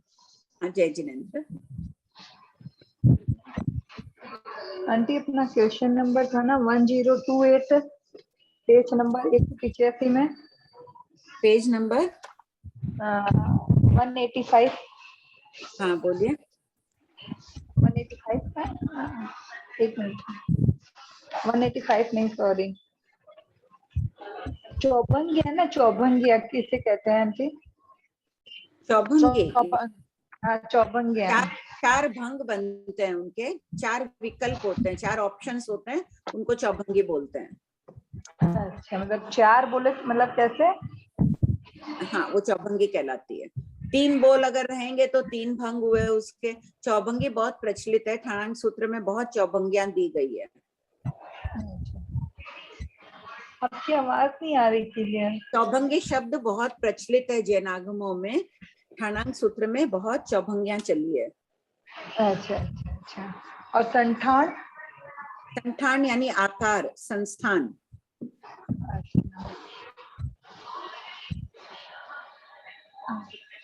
आंटी यही पूछ, आंटी अपन अभी जैसे आप देवता का बोल रहे थे, समान और भी बोल के करते तो नहीं करनी चाहिए उस हिसाब से अपन लोगों को? मुझे सुनाई नहीं, आप क्या बोले? मैं कि अपन जैसे अभी देवी देवता का बोले, देवी देवता के विषय में, तो अपन समामणि करते हैं ना?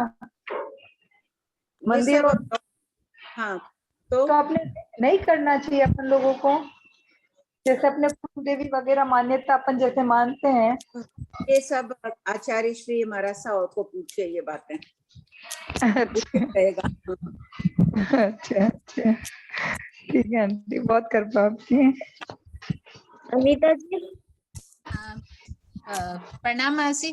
अनीता हाँ बोलो, हाँ बोलो अनीता। मासी, ये देवों में प्रतिपाती अवधि ज्ञान नहीं होता है, तो फिर ये हास्य से जो एग्जाम्पल दिया है कि देवों की क्रीड़ा देखकर हंसी आ जाए तो प्रतिपाती, तो देवों का तो प्रतिपाती होगा नहीं, तो देवों को हंसी मनुष्य आ जाए तो उनका चला जाता है। अच्छा, ये मनुष्य के लिए, मनुष्य के लिए ये बात है। और देवों के तो प्रति उनका जाएगा ही नहीं। ये वो भी तो हंसी मजाक। क्वेश्चन नंबर 2350 ये नहीं समझ में आया मेरे को, अनुगामिक और अनानुगामिक मिश्र अवधि ज्ञान। क्वेश्चन नंबर क्या है?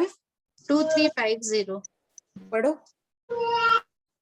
अनुगामिक और अनानुगामिक मिश्र अवधि ज्ञान क्या है? जो अवधि ज्ञान जिस क्षेत्र में उत्पन्न हुआ वहां से अन्य क्षेत्र में जाते हुए देशत जाए या देशत न जाए, वह अनुगामिक अनानुगामिक मिश्र अवधि ज्ञान है। हाँ, अब एक मिनट, किसी को प्रकट, अच्छा उदाहरण दिया ही है, पढ़ो, पूरा ही पढ़ लो। अवधि उत्पत्ति क्षेत्र में रहते 100 योजन क्षेत्र जान सकता है, अन्य क्षेत्र से 50 योजन जानेगा, 50 नहीं जानेगा।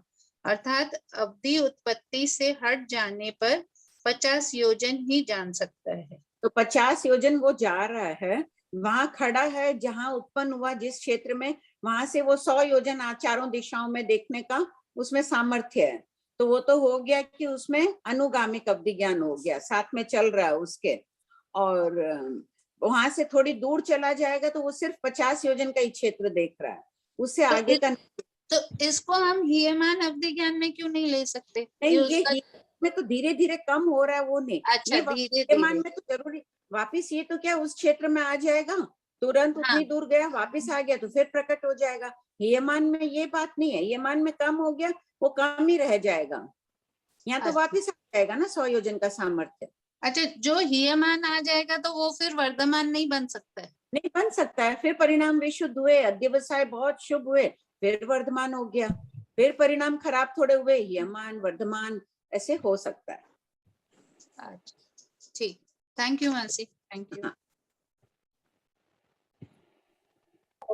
जय जिनेन्द्र आंटी। जय जिनेन्द्र।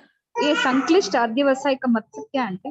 क्लेश युक्त व्यवसाय, कलह, ईर्ष्या, क्रोध, माया, लोभ आदि परिणामों में रहे संक्लिष्ट अध्यवसाय कहलाते हैं। आंटी, आभ्यंतर अवधि और बाह्य अवधि ये दोनों मनुष्य में है, तो फिर इसमें क्या है आंटी अंतर? तिर्यंश में नहीं है, तो ये अंतर बता दिया ना।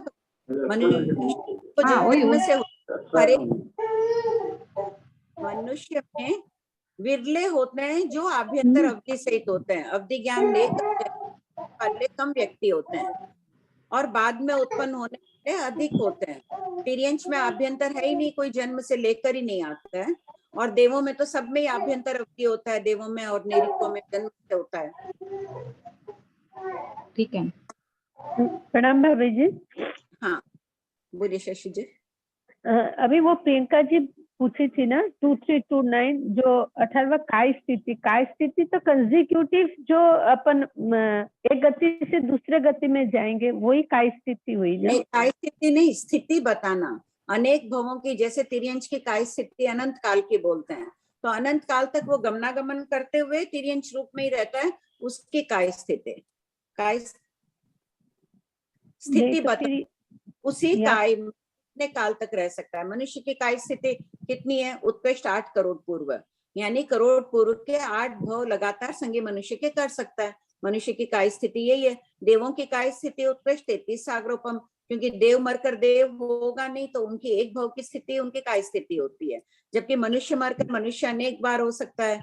नेरिक मरकर नेरिक नहीं होता है, तो उनकी भी काय स्थिति एक ही भव की आयुष होगी, और तिर्यंश मरकर भव कर सकता है, सन्निहित आठ भव कर लेगा, बेइंद्रिय आदि संख्यात भव कर लेंगे, वो उनकी काय स्थिति होती है। काय स्थिति द्वार प्रज्ञापन। हाँ, तो फिर 132 सागर झांझरी कैसे हुई है? 66 सागर झांझरी तक अवधि ज्ञान में रह गया, उसके बाद बीच में वो विभंग ज्ञानी बन गया, तो अवधि दर्शन उसका कायम रहा, फिर पुनः अवधि ज्ञानी हो गया। नहीं तो वो तो ब्रेक लग गया ना उसमें, तो वो वापस गए। काय स्थिति अवधि दर्शन की बता रहे हैं ना, तो अवधि दर्शन तो विभंग ज्ञानी का दर्शन भी अवधि दर्शन ही कहलाता है। विभंग दर्शन नाम की तो कोई कर्म प्रकृति नहीं है ना, दर्शनावर्णी कर्म है, दर्शनावर्णी है। हाँ बोलिए। सागरोपम की वो किया, 3 भाव लगते ही अगर 33 सागरोपम की उत्कृष्ट स्थिति तो वो करेगा ही नहीं। फर्स्ट ऑफ ऑल तो देव मर के देव होगा ही नहीं। नहीं तो बीच में मनुष्य भाव में अवधि ज्ञान लेकर आएगा ना साथ में वो जीव। अच्छा, फिर वो वापस वहां पे देवता में 132 सागरोपम तक रह सकता है, या मनुष्य में आके दोनों मिला के 132 बार, हाँ मिला के मनुष्य में गमनागमन करते हुए बार बार अवधि ज्ञान लेके आएगा वो जीव। मान लो किसी एक विवक्षित जीव में करना है, वो देवलोक में गया अवधि ज्ञानी था, मनुष्य में आया अवधि ज्ञान, मनुष्य में रह गया अवधि ज्ञान पूरे में, फिर काल करके देवलोक में गया अवधि ज्ञान, फिर मनुष्य में अवधि ज्ञान लेके आया। सामान्यतया पहले अपन क्या सोचते थे कि सिर्फ तीर्थंकरी जन्म से अवधि ज्ञान ला, लेकिन ये आगम पाठ बता रहे हैं कि एक जीव अनेक बार अवधि ज्ञान लेकर आ सकता है। ऐसे तिर्यंश में भी वो कर सकता है मनुष्य? तिर्यंश में नहीं करेगा, तिर्यंश में अवधि ज्ञान लेकर जाता नहीं है, वहां जाने के बाद उनको हो सकता है। अभी भी आ गया ना, तिर्यंश में आभ्यंतर अवधि नहीं है, यानी जन्म से लेकर नहीं आते हैं। तो अवधि ज्ञान होने के लिए तो भी तो अश्वाध्याय अध्यवसाय इतने शुभ होने चाहिए ना, तो फिर तिर्यंश गति में उतने शुद्ध अध्यवसाय रहता है उनके? असंख्यात तिर्यंशों को अवधि ज्ञान रहता है। तो ये क्या सारे तिर्यंश को रहते हैं, पांचों जाति? नहीं, सभी को नहीं, असंख्यात श्रावक तिर्यंश भी है, अढ़ाई द्वीप के बाहर, चौथे गुण स्थानवर्ती तिर्यंश भी इतने हैं, उनमें से बहुत जीवों को अवधि ज्ञान, उनकी भी विशुद्ध होती है पर्याय, तभी प्रकट होता है। आंटी ये पूछ रहे जलचर स्तरचर सबको हो सकता है क्या? खेचर, परिसर, कुछ परिसर? पांचों को हाँ, पांचों को हो सकता है। जय पूजा जी। हाँ, जय जिनेन्द्र आंटी। हाँ बोलो पूजा। आंटी आपने इसमें लिखा हुआ था अवधि ज्ञान की वृद्धि दिव्य क्षेत्र काल भाव से होती है, भाव से कैसे वृद्धि या घटती है? भाव उनके हुए कि औदायिक भाव आदि जो होते हैं, पुद्गल के जो भाव होते हैं ना, भाव कहते हैं वर्ण गंध रस स्पर्श को, तो पुद्गल के भावों को वर्ण गंध रस स्पर्श आदि पर्यायों को सूक्ष्मता से भी देख सकता है, तो उसका क्षोभक्षम बढ़ा तो वो ज्यादा देख पा रहा है, क्षोभक्षम घटा तो वो ज्यादा तो उस विषय को देख नहीं पा। उसको काला वर्ण दिख रहा है, लेकिन काला वर्ण कितने वर्ण गंध वाला कितने गुण वाला आदि है, वो सब उसको नहीं दिख रहा है। भाव का अर्थ है पुद्गल के वर्ण गंध रस स्पर्श और पर्याय संस्थान। अच्छा ठीक है आंटी। और आंटी पर्याय का मतलब? पर्याय यानी परिवर्तनशील अवस्थाएं, जैसे अवस्था किसी की, अपन अभी मनुष्य पर्याय में, मनुष्य अवस्था में है, फिर देव पर्याय, तिर्यंश पर्याय में चले जाते हैं, परिवर्तित हो रही है ना, संयोग वियोग आना जाना, ये सभी पर्याय परिवर्तन है। अवस्था गुण, जीव में अजीव में जो गुण है वो भी उसके पर्याय है, अभी आए ये गुण, अभी ये पुद्गल काला है, थोड़ी देर बाद में सफेद हो जाएगा, तो पर्याय परिवर्तन हो गई। ये जैन पारिभाषिक शब्द है पर्याय, इसका अर्थ है संयोग वियोग, मिलना बिखरना, वर्ण आदि में परिवर्तन होना, गति आदि होना, गति आगति आदि घटित होना, सभी पर्याय परिवर्तन कहलाते। तो पर्याय शब्द को सबको रट लो, बहुत ही शब्द का प्रयोग किया गया आगमों में। ठीक है aunty, thank you so much. संघ द्वारा प्रकाशित नामक किताब है, सबने देखी होगी, बहुत बड़ी किताब है, उसमें विस्तार से जो सारे चित्र बनाए हैं उसने पूजा ने बनाए हैं। हाँ बोलिए। जय जिनेन्द्र आंटी। जय जिनेन्द्र आंटी, प्रश्न नंबर 2337 पढ़िए। अनानुगामिक अवधि ज्ञान की व्याख्या निश्चय नय और व्यवहार नय से कीजिए। तो ये समझ में नहीं आया एक्चुअली। निश्चय नय से तो व्यवहार नय से तो क्या कह दिया, क्षेत्र सापेक्ष है। अपन इतनी देर से बात कर रहे हैं कि जिस क्षेत्र में उत्पन्न हुआ उसी क्षेत्र में रहा, और निश्चय नय से देखो तो अनानुगामिक अवधि ज्ञान है, जो अवधि ज्ञानावर्णी कर्म लता है उसका क्षोभशम कम हुआ, इसलिए इस प्रकार का अवधि ज्ञान प्रकट हुआ। उसको क्षोभशम विशुद्ध होता तो उसको अनुगामिक प्रकट होता, सभी क्षेत्र दिखते, जहां आंख जाती है साथ में, जहां जाते हैं आंख साथ में जाती है, उसी प्रकार चाहे वो जहां भी जाता उसका अवधि ज्ञान उसके साथ में रहता। अच्छा, तो यहाँ सापेक्ष का मतलब सापेक्ष क्षेत्र यानी अपेक्षा से, क्षेत्र की अपेक्षा से है, अपेक्षा से, ओके। क्षेत्र अपेक्षा से। व्यवहार में अपन अभी इतनी देर से यही कह रहे हैं ना, अमुक क्षेत्र में उत्पन्न हुआ और फिर दूर गया चला गया, निश्चय नहीं से कर्म का ही क्षोभशम है। अच्छा, धन्यवाद आंटी। शीतल जी। आंटी जय जिनेन्द्र। जय जिनेन्द्र। आंटी ये तो 2354 में जो चिन्ह के बारे में दिया है ना, चिन्ह, वो क्या सभी अवधि ज्ञानी में उत्पन्न होता है क्या आंटी वो चिन्ह? हाँ, सभी में ऐसा ये ग्रंथ कह रहे हैं, कशाय पाउड और जय धवला वाले। अच्छा, तो उसका आगम ये नहीं है? आगम में कई बातों का अभी उल्लेख उपलब्ध नहीं है। तो फिर आनंद चावको वगैरह ऐसा आया था क्या आंटी वो चिन्ह? आए होंगे ना, कोई क्या बात है, किसी के शरीर में अभी कोई चिन्ह प्रकट हो गया है, इस आकार बन गया, चक्र बन गया, क्या पता चलता है। अच्छा। परिणाम विशुद्ध ज्योतिष शास्त्र आज भी कहते हैं ना, किसी के लिए कहा गया था कि उसकी हाथ की रेखाएं बहुत खराब थी। सबको ध्यान ही होगा, हमारे ऐसा लोग बहुत बार ये दो भाइयों की कथा भी सुनाते हैं, और ऐसे भी अभी भी इन्हीं दिनों में भी किसी का सुना हुआ है कि उसके हाथ को देखकर किसी ज्योतिषी ने कहा कि ये खराब है, वो खराब है, और थोड़े वर्षों के बाद में उसने अपना जीवन परिवर्तित कर लिया, आदि धर्म ध्यान आदि में रमण करने लगी, बोले रेखाएं परिवर्तित हो गई उनके। ठीक है आंटी। आंटी मेरे डाउट हो गए क्या सारे? प्रियंका जी मेरा है, पूछो। डाउट्स हो गए सीता जी? हाँ, मेरे हैं आंटी। जैसे आपने बताया कि ये चिन्ह प्रकट होते हैं, तो क्या जब अवधिगान चला जाएगा तो चिन्ह भी अपने आप हट जाए? और आंटी जैसे आपने बोला कि हाँ बोलो। नहीं, जैसे मैं चक्र हुआ, मान लो कि इस दाहिने हाथ से यहाँ का अवधिक्षोभशम हुआ, इस जगह कोई चक्र का निशान आया, जो भी शुभ निशान कलश बना और चला गया, परिणाम विशुद्ध हुए, मिथ्या दृष्टि बन गया, विभंग ज्ञानी हो गया। अब उसको विभंग ज्ञान होना है तो नीचे के अंग में वो निशान हो जाएगा, अशुभ निशान से प्रकट होगा विभंग ज्ञान। हाँ आंटी, आपने एक बार बताया था संबिन श्रोत लब्धि वाले जीव सभी इंद्रियों से उनको सुनने की शक्ति आ जाती है, मतलब वो मुंह से भी सुन सकता है, पांव से भी सुन सकता है। तो आंटी हाँ। फिर ऐसा जिसको अवधि ज्ञान सभी आत्म प्रदेशों पे, फिर उसके शुभ चिन्ह कहाँ होंगे? किसके? कहीं ना कहीं, जैसे तीर्थंकर भगवान के लिए कहते हैं ना कि सभी उनके शरीर में जितने चिन्ह है सभी शुभ है, तो जिसको संपूर्ण आत्म प्रदेशों से सभी मध्यगत आदि हो, छद्मस्तों को परम अवधि ज्ञान है तो उनके केवल ज्ञानी है, चरम शरीरी है, परम अवधि ज्ञान जिनको होगा संपूर्ण आत्म प्रदेशों पर तो है ही, लेकिन प्रकट एक ही जगह से हो रहा है ना, उनको कहीं ना कहीं शुभ होते ही है उनके चिन्ह। तो बहुत जगह। अच्छा, तो और जो संबिन स्रोत वाला जहां से देखेगा या जहां से उपयोग कर रहा है उसी जगह मानेंगे अपन चिन्ह को? नहीं, उनके लिए चिन्ह नहीं, चिन्ह सिर्फ अवधि ज्ञान वाले के लिए कहा गया है। तो ये संबिन स्रोत लब्धि अवधि से रिलेटेड नहीं है क्या आंटी? नहीं, वो भिन्न प्रकार की लब्धि है। अच्छा, मैंने संबिन सभी इंद्रियों से, संपूर्ण शरीर से सुनने की शक्ति है। बहरा है लेकिन संबिन स्रोत प्रकट हो गई कहीं से भी, पूरे शरीर को ढक दो, उसको पांव के अंगूठे से भी सुनाई दे जाएगा। हाँ। और आंटी है ना, जैसे अभी सीमा जी राका ने पूछा ना कि अनुगामिक अवधि ज्ञान के निश्चय नय और व्यवहार नय से कीजिए, तो आंटी क्षेत्र से क्या रिलेशन है शिवक्षम का? कि जीव वहां से चला गया, उसका शिवक्षम मन खत्म ही हो गया, वापस आया शिवक्षम स्टार्ट हो गया, ऐसा नहीं? शब्द विचित्रता है इस अवधि ज्ञान के।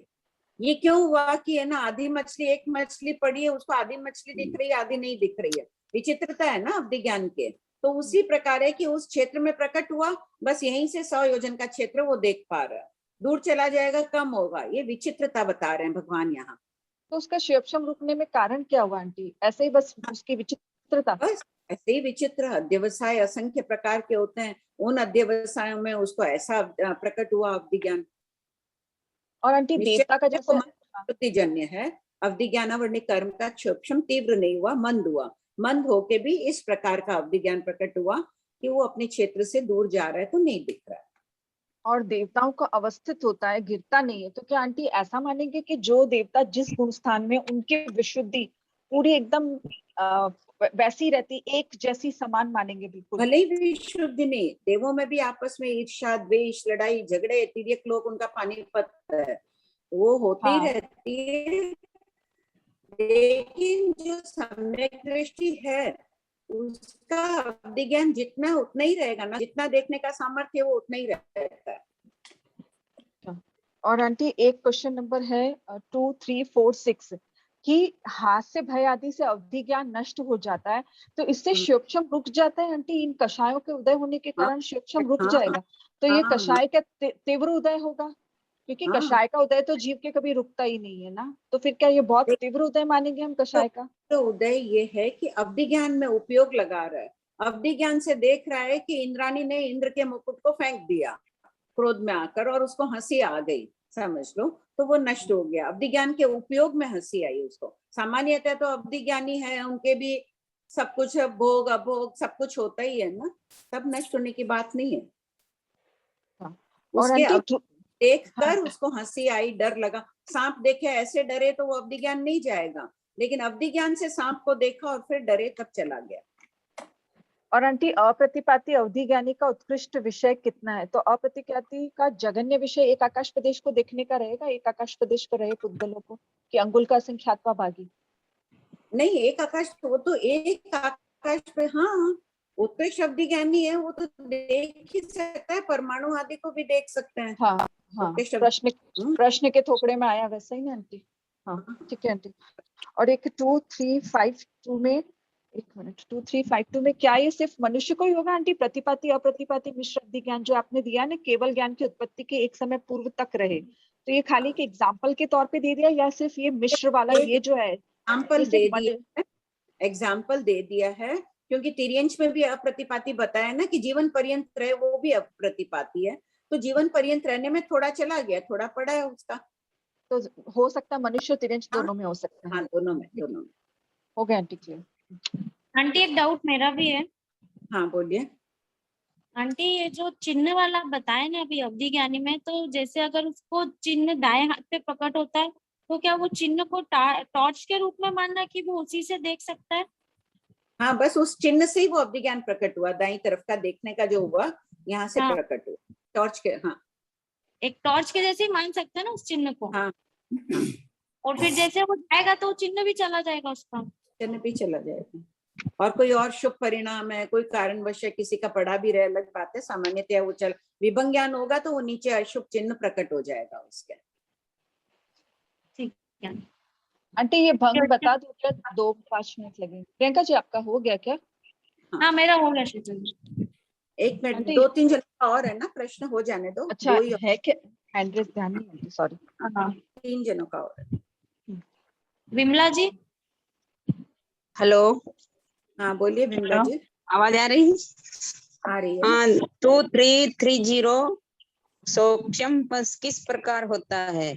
उदया आवली का बहिर्भूत कर्म दलिकों के रस को उपशम करना, अर्थात रस को नष्ट करने के उदया आवलिका में प्रविष्ट होने के बाद ये उदया आवलिका बहिर्भूत, ये क्या समझ में नहीं आया? और ये क्षोक्षम का विषय है, ये जब भाग खत्म हो जाएगा ना उसके बाद क्षोक्षम का थोपड़ा कर लेंगे एक बार। अच्छा ठीक, वो समझ में नहीं आया था। हाँ, थैंक यू आंटी जी।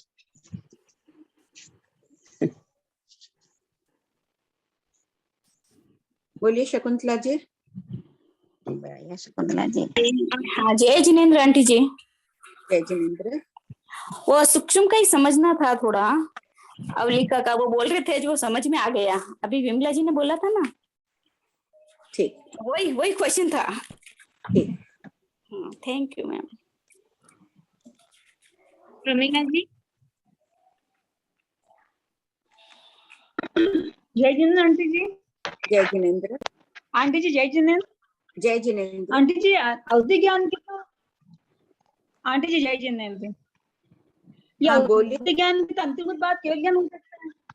अवधि ज्ञान की अंतिम बात केवल ज्ञान हो जाता है? परम अवधि ज्ञान। अच्छा हाँ, तो कम से कम कितना रहता है परम अवधि ज्ञान?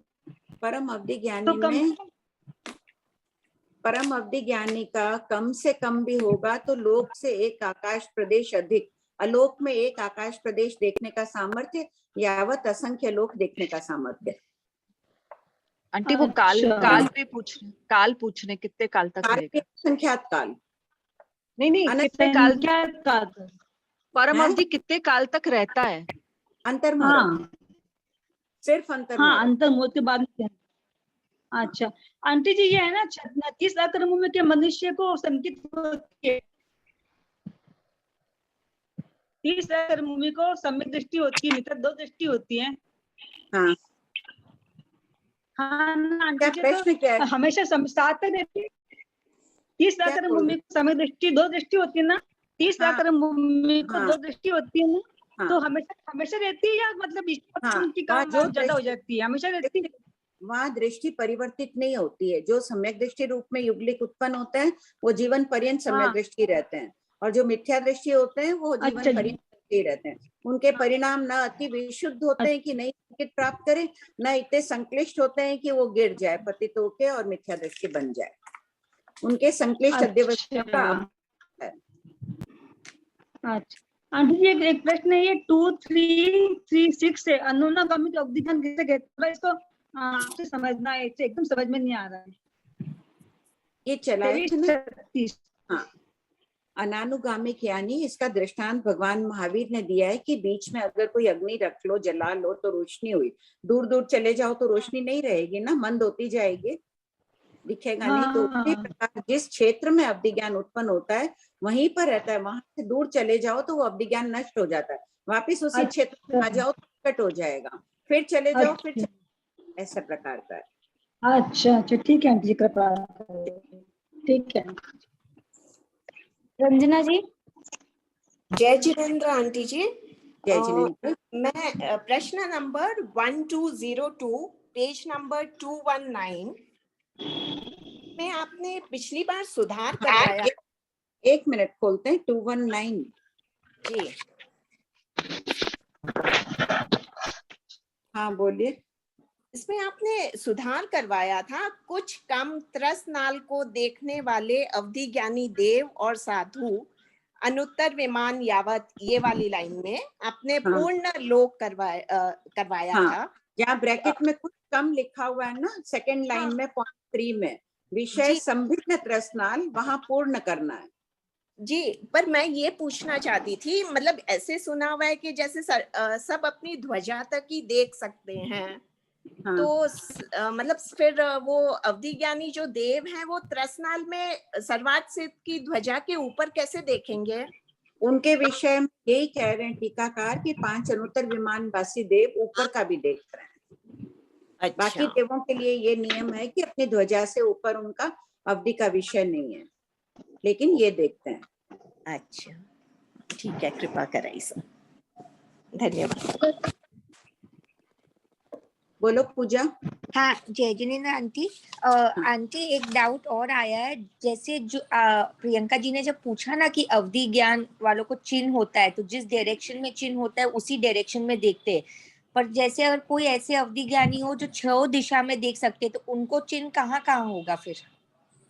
कहीं भी 6 दिशाओं में, शरीर में कई अंगों में शुभ प्रकट हो जाएगा। अच्छा मतलब ऑल 6? हाँ, कहीं भी 6 दिशा में प्रकट हो जाएगा। शरीर में अनेक शुभ चिन्ह प्रकट हो जाएंगे। आज अपने भी शरीर में देखो, सूक्ष्म दृष्टि से देखो तो अनेक शुभ चिन्ह तो रहते ही हैं, ठीक है, शुभ भी रहते हैं होंगे, लेकिन शुभ रहते ही हैं चिन्ह। अच्छा, और दूसरा क्वेश्चन, हाँ, और दूसरा क्वेश्चन था आंटी, जैसे प्रतिपाती के अपने कारण बताए हैं, वैसे हीयमान और वर्धमान के कोई कारण है? कारण यही परिणाम धीरे थोड़े खराब हुए तो थोड़ा कम हो रहा है, फिर थोड़े खराब हुए तो फिर थोड़ा कम हो रहा है। थोड़ा परिणाम मतलब अपने प्रमाद के परिणाम, अपने विषय, संक्लेश, कषाय, ईर्ष्या, द्वेष, मान, ये सब ओके एक मात्रा में नहीं है, थोड़ी मात्रा में आए, परसेंटेज समझ लो थोड़ा कम है तो थोड़ा कम हुआ, फिर और आया खराब व्यवसाय, फिर और कम हुआ, और ये विशुद्ध होते गए। हो भाव में अरियन से दादी में ओ भाव, आत्मशुद्धि, आत्मचिंतन करने लगे, नए कर्म बंधन नहीं करना है, ये सब तो विशुद्ध हुए तो फिर बढ़ गया। ठीक है, बड़ी कृपा आंटी, थैंक यू। आंटी हो गया? श्वेता जी आप पढ़ाने वाले थे ना कुछ? आंटी ले ले। हाँ वो कर, हाँ वो बता दो वचन और उसका। हाँ, प्रश्न संख्या किताब में 2-3 क्वेश्चन नंबर क्या है? Question number 2257 page number 408।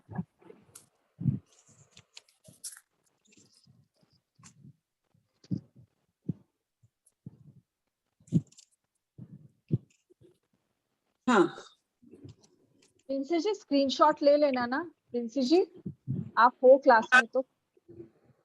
हाँ, जैसे कि बताया कि प्रयोग परिणत, मिश्र परिणत और विशेषा परिणत उद्गल 3 प्रकार के कहे गए ना, तो उसमें पहले प्रयोग परिणत के भेद कितने बताए हैं? क्वेश्चन नंबर 2251 में प्रयोग परिणत द्रव्य 3 प्रकार से प्रयोग परिणत होते हैं, तो उसमें बताया है पहला मन प्रयोग, दूसरा वचन प्रयोग, तीसरा काय प्रयोग। मन प्रयोग की परिभाषा वहां दे रखी है। तो अब मन कितने प्रकार का होता है? 4 प्रकार का। तो मन प्रयोग परिणत भी कितने प्रकार का हो जाएगा? 4 प्रकार का, जैसा क्वेश्चन 2256 में दे रखा है। कौन सा होगा? सत्य मन प्रयोग परिणत, मृषा मन प्रयोग परिणत, फिर सत्य मृषा मन प्रयोग परिणत और असत्य मृषा मन प्रयोग परिणत। अभी हम सिर्फ मन प्रयोग की बात कर रहे हैं और इस मन प्रयोग के ये 4 भेद किए अपन ने। अब इसमें से ये जो एक सत्य मन प्रयोग परिणत है ना, इसके वापस 6 पार्ट होंगे, इसको वापस 6 भाग में डिवाइड होगा कि सत्य मन प्रयोग परिणत क्वेश्चन नंबर 2257 में बता रखा है कि ये किस तरह से परिणत होते हैं ये पुद्गल। तो पहला बताया कि आरंभ सत्य मनयोग परिणत, आरंभ यानी कि जीवों को प्राणों से रहित करना। दूसरा है आरंभ का अपोजिट अनारंभ, यानी कि जीव हिंसा नहीं करना जीवों की, वो हो गया अनारंभ सत्य मन प्रयोग परिणत। तीसरा है सरंभ, यानी कि मानसिक संकल्प करना हिंसा के लिए, वो हो गया सरंभ सत्य मन प्रयोग परिणत। और उसका अपोजिट यानी कि संकल्प नहीं करना, वो हो गया असरंभ सत्य मन प्रयोग परिणत। फिर इसके बाद है समारंभ। तुम्हारा बोर्ड ऊपर करो थोड़ा, नीचे के दिख नहीं रहे। हाँ, फिर इसके बाद है समारंभ सत्य मन प्रयोग परिणत। समारंभ सत्य मन प्रयोग परिणत जो है उसमें रहेगा समारंभ यानी कि जो हमने संकल्प किया था उसको कार्य में परिणत कर देना, यानी कि हमने उसको पीड़ा उपजा दी। तो पीड़ा उपजाई, अभी आरंभ में हमने उसको काम को फिनिश कर दिया है। यहाँ पर हमने सरंभ में संकल्प किया, समारंभ में हमने उसको पीड़ा उपजाई और आरंभ में उसको काम को फिनिश कर दिया, यानी कि हिंसा कर दी। तो समारंभ का अपोजिट असमारंभ, यानी कि ये समारंभ सत्य मन प्रयोग परिणत और असमारंभ सत्य मन प्रयोग परिणत। तो इस सत्य मन प्रयोग परिणत के हमने 6 विभाग किए। तो 6 विभाग सत्य मन प्रयोग परिणत के हुए। इसी तरह से मशा मन प्रयोग परिणत में हम क्या लिखेंगे? आरंभ सत्य, आरंभ मृषा, ये जो सत्य है ना इसकी जगह ये वर्ड चलेंगे मृषा वाला, सेकंड वर्ड्स चेंज हो जाएंगे और सेम के सेम इसके भी 6 भंग बनेंगे। इसी तरह से सत्य मृषा वापस, जैसे कि यहाँ पर सत्य है उसकी जगह आ जाएगा सत्य मृषा और फिर ऐसे के ऐसे सेम 6 भंग बनेंगे। नेक्स्ट आरंभ असत्य मृषा मन प्रयोग परिणत, अनारंभ असत्य मृषा मन प्रयोग परिणत, सरंभ असत्य मृषा मन प्रयोग परिणत। तो ऐसे 6 बनेंगे। तो 6 सत्य मन प्रयोग के, मृषा के 6, सत्य मृषा के 6, असत्य मृषा के 6, ये टोटल हो गए 24। तो ये 24 किसके बने? मन प्रयोग परिणत के बने। इसी तरह से वचन प्रयोग के भी सेम ही होते हैं, सत्य होता है, मृषा वचन योग होता है, असत्य मृषा और फिर सत्य मृषा और असत्य मृषा वचन प्रयोग परिणत। इसमें हम क्या लिख देंगे? मन की जगह लिख देंगे वचन। यहाँ पर सब जगह हम मन की जगह लिख देंगे वचन।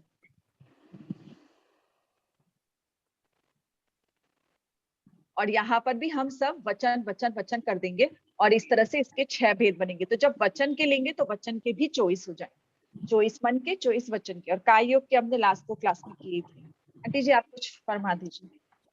बस ठीक है, बहुत अच्छा बता दिया तुमने। हो गया क्लियर? तारा आंटी कथा बस सबका क्लियर हो गया? नीना भाई आपका क्लियर हुआ है? एक इसको लिख लीजिएगा नीना भाई, 8-10 बार लिखते जाइए, आ जाएगा एकदम अच्छी तरह से। जैसे पहाड़े लिखते थे बचपन में वैसे इन भंगों को लिख लीजिए। सुरेंद्र बाबू आप भी लिखे क्या? तब लिखकर अभ्यास कर लीजिए। विजय लक्ष्मी तुम तो बहुत लिखने में मास्टर हो, वैरागिनों का ये बहुत काम करती है, जब दीक्षार्थी होते हैं, दीक्षा लेने वाले थे, उनके नोट्स वगैरह तैयार करना, निष्काम भाव से घर में बैठकर ये काम करती है। आंटी 2 डाउट्स है, शायद इससे रिलेटेड ना हो। प्रियंका जी देख लीजिएगा ना। हाँ। प्रियंका जी। हाँ हाँ देख लो Shweta ji. Okay okay. Pramila ji unmute नहीं कर पा रहा है वो। हाँ हो गया। हाँ आंटी जी आपके डाउट्स है प्रमिला जी? नहीं नहीं मेरे नहीं डाउट, नेट नहीं है। नहीं मेरा नहीं डाउट नहीं है। ओके। सोना जी का है डाउट कुछ? जय जिनेंद्र सर, ये वापस से थोड़ा सा ये जो नीचे वाला सत्य मन प्रयोग का एक बार फिर से समझा दिए श्वेता जी। सत्य मन, हाँ सत्य वाले का ना, मतलब आपने जो समझाया था नीचे वाला, हाँ वो कैसे मतलब उसका करना वो बता दीजिए। वचन का हम निकाल थोड़ा बोर्ड ऊपर करके वो 6 वापस दिखा भी दो। हाँ आंटी ऊपर कर दिया। ये जो सत्य वचन प्रयोग, जैसे कि हम वचन का ले लेते हैं, मन के हमने समझे ना, तो इसी को हम वचन में ले रहे हैं कि ये सत्य वचन प्रयोग परिणत जो है वो 6 प्रकार का होता है। तो 6 प्रकार में कैसा होगा, तो ये 6 प्रकार से कैसा होगा कि इसके पहला भंग होगा। पहले भंग में हम लेंगे सत्य, ये सत्य वचन जो है वो 6 प्रकार का रहेगा। सबसे पहला हो जाएगा आरंभ सत्य वचन प्रयोग परिणत, यानी कि हिंसा कर देना। अनारंभ यानी कि हिंसा नहीं करना, हिंसा करने वाला वचन कह देना। और यहाँ पर अनारंभ सत्य वचन प्रयोग परिणत यानी कि वो वचन नहीं कहना। सरंभ सत्य वचन प्रयोग परिणत तीसरा। तो सरंभ में क्या हो जाएगा कि उसको आंटी पीड़ा कहने, आंटी नहीं पीड़ा की वचन तो संकल्प मात्र, थोड़ा इशारा कर देना, थोड़े सी वचन कह देना कि उसको हिंसा करनी है वचन से। हाँ सब्जी सुधारने के लिए कहना, ऐसा हो जाएगा आंटी? ऐसे एक काम करो ना पूजा, तुम लोग वहाँ मरासा है अहमदाबाद में, एक बार बैठ के इनके हमको बना दो ना छोटे छोटे उदाहरण। हाँ मरासा के पास बैठकर पूजा, और तुम बैठ जाना मरासा के। हाँ, और असरंभ सत्य वचन प्रयोग परिणत में वो नहीं कहना, वो जो मन में विचार कराना वो नहीं कहना। और समारंभ में यानी कि संकल्प करना, उसका जो वचन करना कि हिंसा करने जा रही हूँ वो वचन कहना, वो समारंभ सत्य वचन प्रयोग परिणत। और असमारंभ में वो नहीं कहना, वो हो जाएगा असमारंभ में। तो ये इसके 6 भेद हो गए। सत्य वचन प्रयोग परिणत के आरंभ, अनारंभ, सरंभ, असरंभ, समारंभ और समारंभ, ये 6 भेद हो गए। 6 भेद इसके हो गए सत्य के। ऐसे 6 भेद मृषा के, 6 भेद सत्य मृषा के, 6 भेद असत्य मृषा के। सेम ऐसे ही बनेंगे। बस आपको क्या करना है कि इस सत्य को ये हटा करके और आपको मृषा लिखना है, सत्य मृषा लिखना है और असत्य मृषा लिखना है। बस ये काम करना है। वैसे ही 6 सबके बन जाएंगे तो टोटल 24 हो जाएंगे। ठीक है धन्यवाद श्वेता जी। जय जिनेंद्र। बहुत अच्छा कराया। 3 क्वेश्चन और बचा, कर ले या नेक्स्ट टाइम करें? 3:35 हो चुकी है। हाँ नहीं टाइम हो गई, रहने दो, अब अपन करेंगे। प्रणाम आंटी, बहुत बहुत कृपा कराई। ठीक है मैं जय जिनेंद्र। अरे पवित्र विचार एंड कर दूं मैम? हाँ एंड कर दीजिए। ओके।